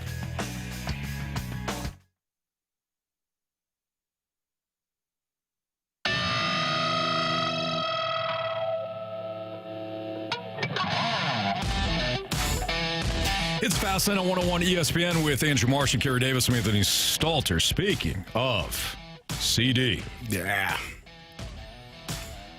You had a little idea here when it came to the NFL and who we trust. I was looking at some teams and some standings in the playoffs, coaches, defenses, quarterbacks. I was just wondering who you trust the most. So we're going to go a few teams at a time, and we'll break down who you trust more. All right, so you got the Jacksonville Jaguars or the Houston Texans. Oh, we're going an if or that thing. Yeah, who you trust Either more? Or. I trust Either or. Give me that D. The Houston D? The Houston D. You like it? Okay. I do trust the Texans defense more than I trust anything about the Jaguars. And that's not taking anything away from what Duval has done in Jacksonville because, man, that offense, like I said, we've talked about this. Yeah. Travis Etienne has quietly had a nice season. Trevor Lawrence has done a much better job, but I don't trust the Jaguars overall. I feel the same way. I think Jacksonville has been playing outstanding. Surprise, surprise. Didn't see that coming, but Houston's defense is just outstanding, man. They've been playing at an extremely high level. They limit what you do best, and they don't mind hitting you. I haven't seen a secondary. I don't want to go that far. I almost did. I'm going to do it. Says the Legion of Boom. These guys go hit people, and they cover extremely well, and they're well coached. They got two guys on the edge that get after you, and Daniil Hunter and Will Anderson. Those two guys put pressure on quarterbacks, making life difficult for them. And then we got guys on that back end that can cover and hit in the way that they do. It makes life hard for you. So I agree. I got the Houston Texans as a team that I trust more. All right, I like that. Marsh, do you want to chime in, or do you want to tell us to go fast lane ourselves? Can I do both? Yes. Yeah, sure. Actually, no, you can't. No, choose one. No, he can give us his team, man. He can tell us to go fast lane. No, he can. Which one do you want first? Which one do you want first? Choose a team. No, he needs to. You want me to choose a team first? Yeah, choose a team. Come on, man. What do you want to tell him? My goodness gracious. Okay, out of these two teams? Yeah. Jeez. I guess I'll go with the Houston Texans just because of the defense, you know.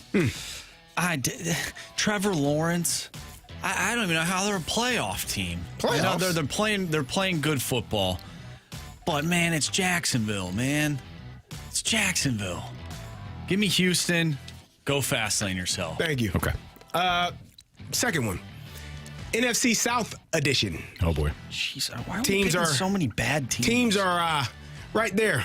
Who you trust more, Bryce Young or Baker Mayfield?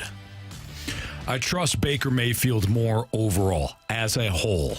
Jamie. But Baker Mayfield's been bad. He's been bad lately. And Bryce Young has been much better. Bryce Young has been fine. Yeah, he's been game up and down. There. He's had some good games. Can I read you some stats and facts? Please do. That's what we do here. You haven't, a 10-year listener. Mayfield in the Tampa passing game. Yeah. Now, they did deal with some rain last week, but over his past 7 games, Mayfield has completed 57.7% of his passes. That's 29th in the league. For a league low 5.3 yards per pass attempt and a 3.6 touchdown rate, that's 27th in the league. Who's in last place, by the way? At last place overall. JJ? I don't know.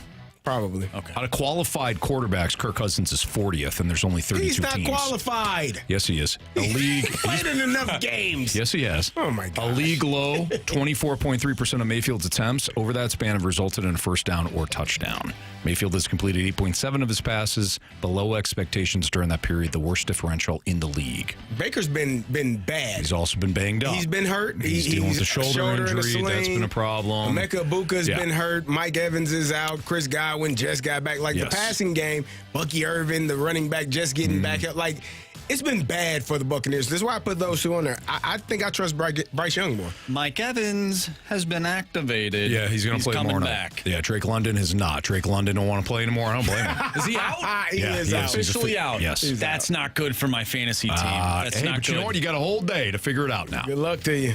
Yep. I trust right now. I got to still trust Baker Mayfield. He's still running around a little bit, and Bryce Young's done playing the Falcons. I like you, but you're crazy, man.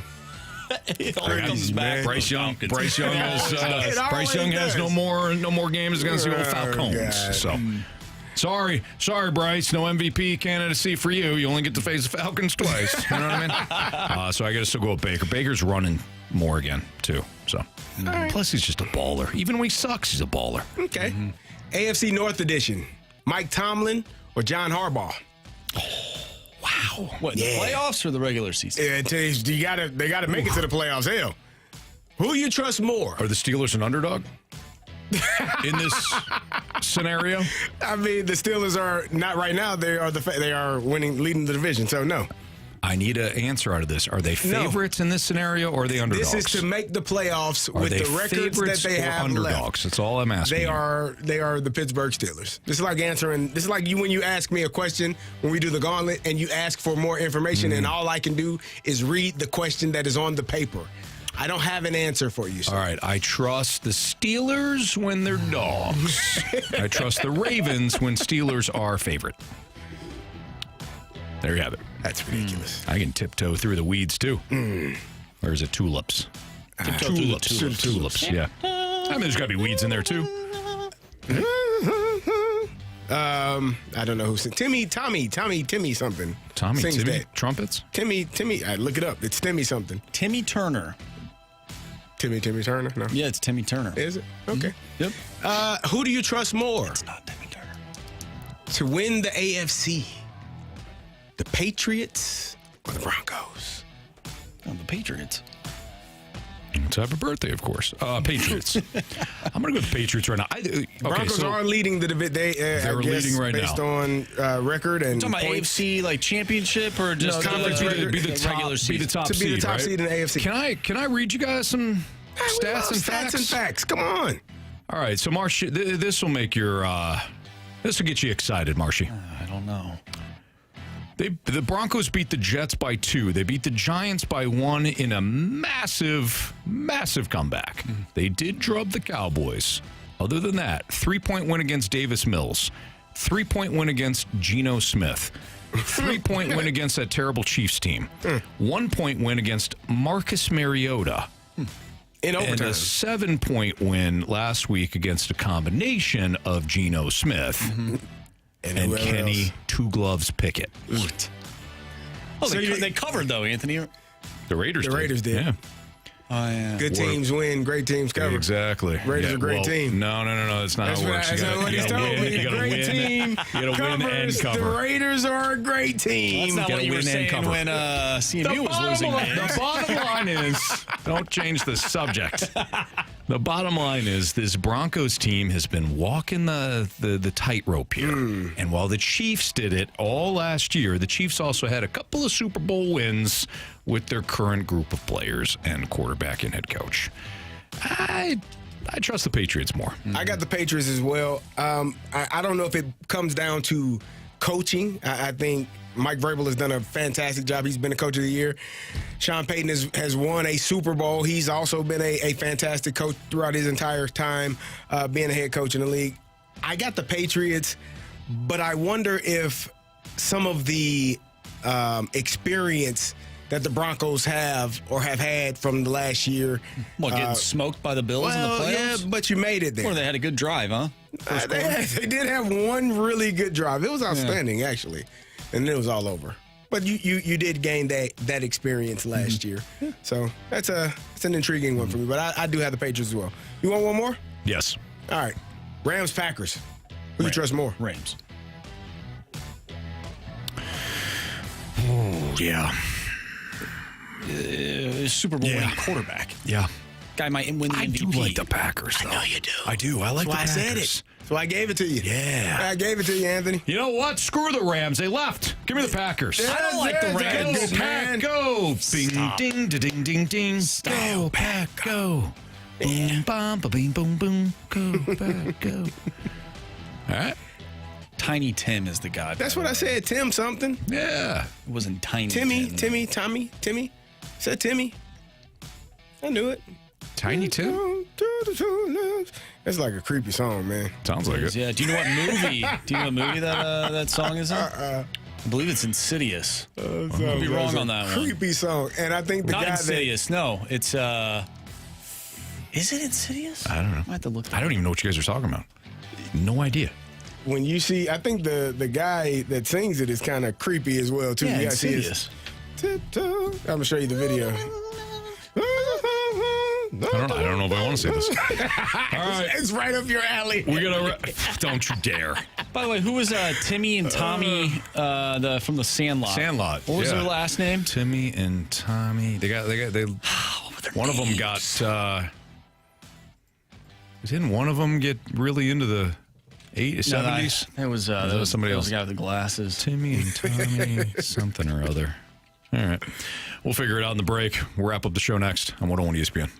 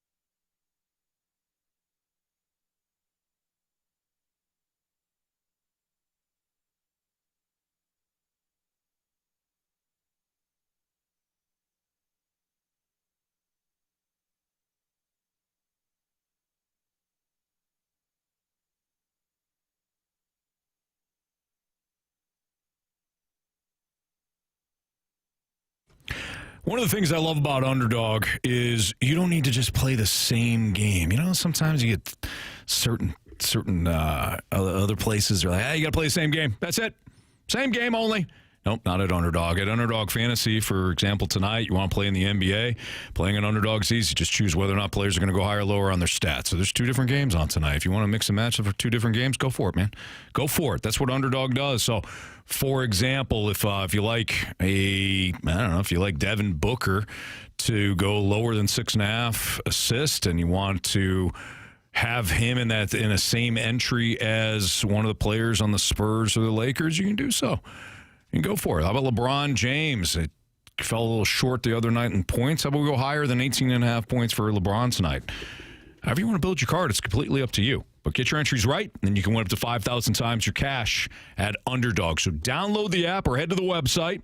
Use my promo code Anthony to score $75 in bonus entries when you play your first $5. Again, use that promo code Anthony at sign up. Take advantage of the bonus entries at Underdog, where you can make plays and win money. Must be 18 or older and present in Missouri. Terms apply. See assets.underdogfantasy.com/web/play and get terms _DFS_.html for details. Concerned with your play, call 1-800-GAMBLER or visit www.nspgambling.org.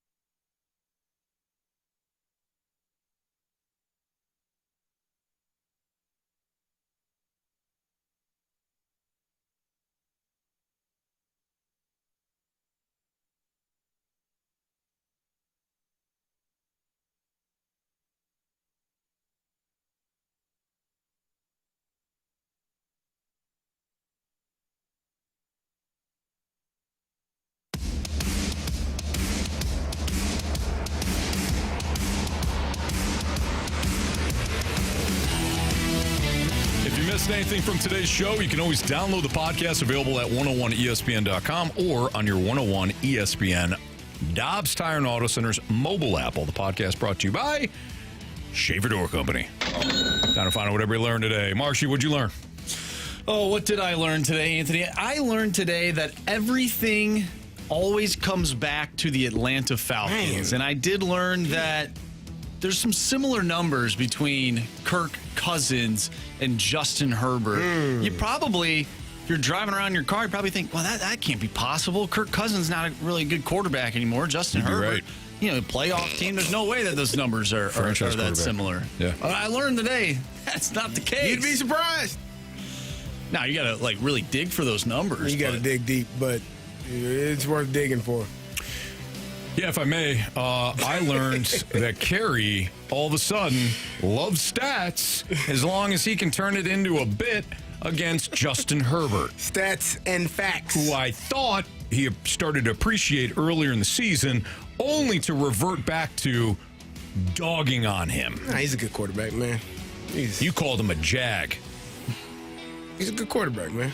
Okay. No, he's not a Jaguar. He's a Charger. No, you called him just a guy. He's a Charger, you called man. him Justin a guy. Plays for the Chargers, not the Jags.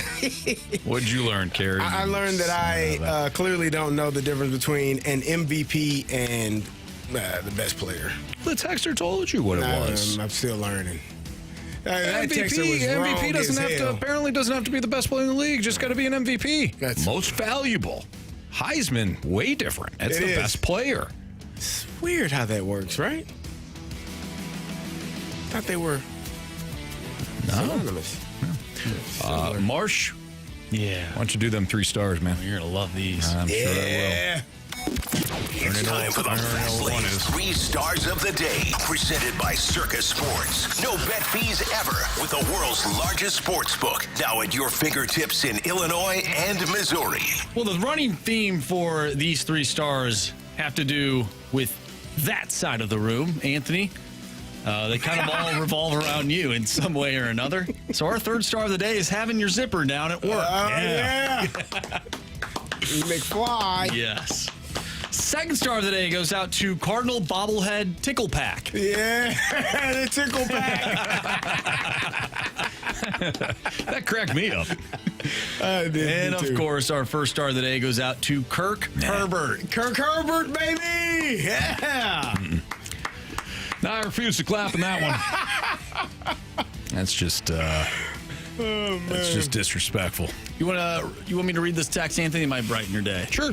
From Ladue Lawn Boy. Fire up, Chips. Yes. Great show, boys. Nice. Thank you. We checked out the lines for like Illinois and Tennessee. Tennessee. I don't check out those things. Or Mizzou and Virginia. Really a shame that we didn't get to play Mizzou. I agree. In the Missouri Music City Bowl. Oh. What? They're there every year. It's a shame to not be there with them. That's you know what I mean? terrible. Am I wrong? No.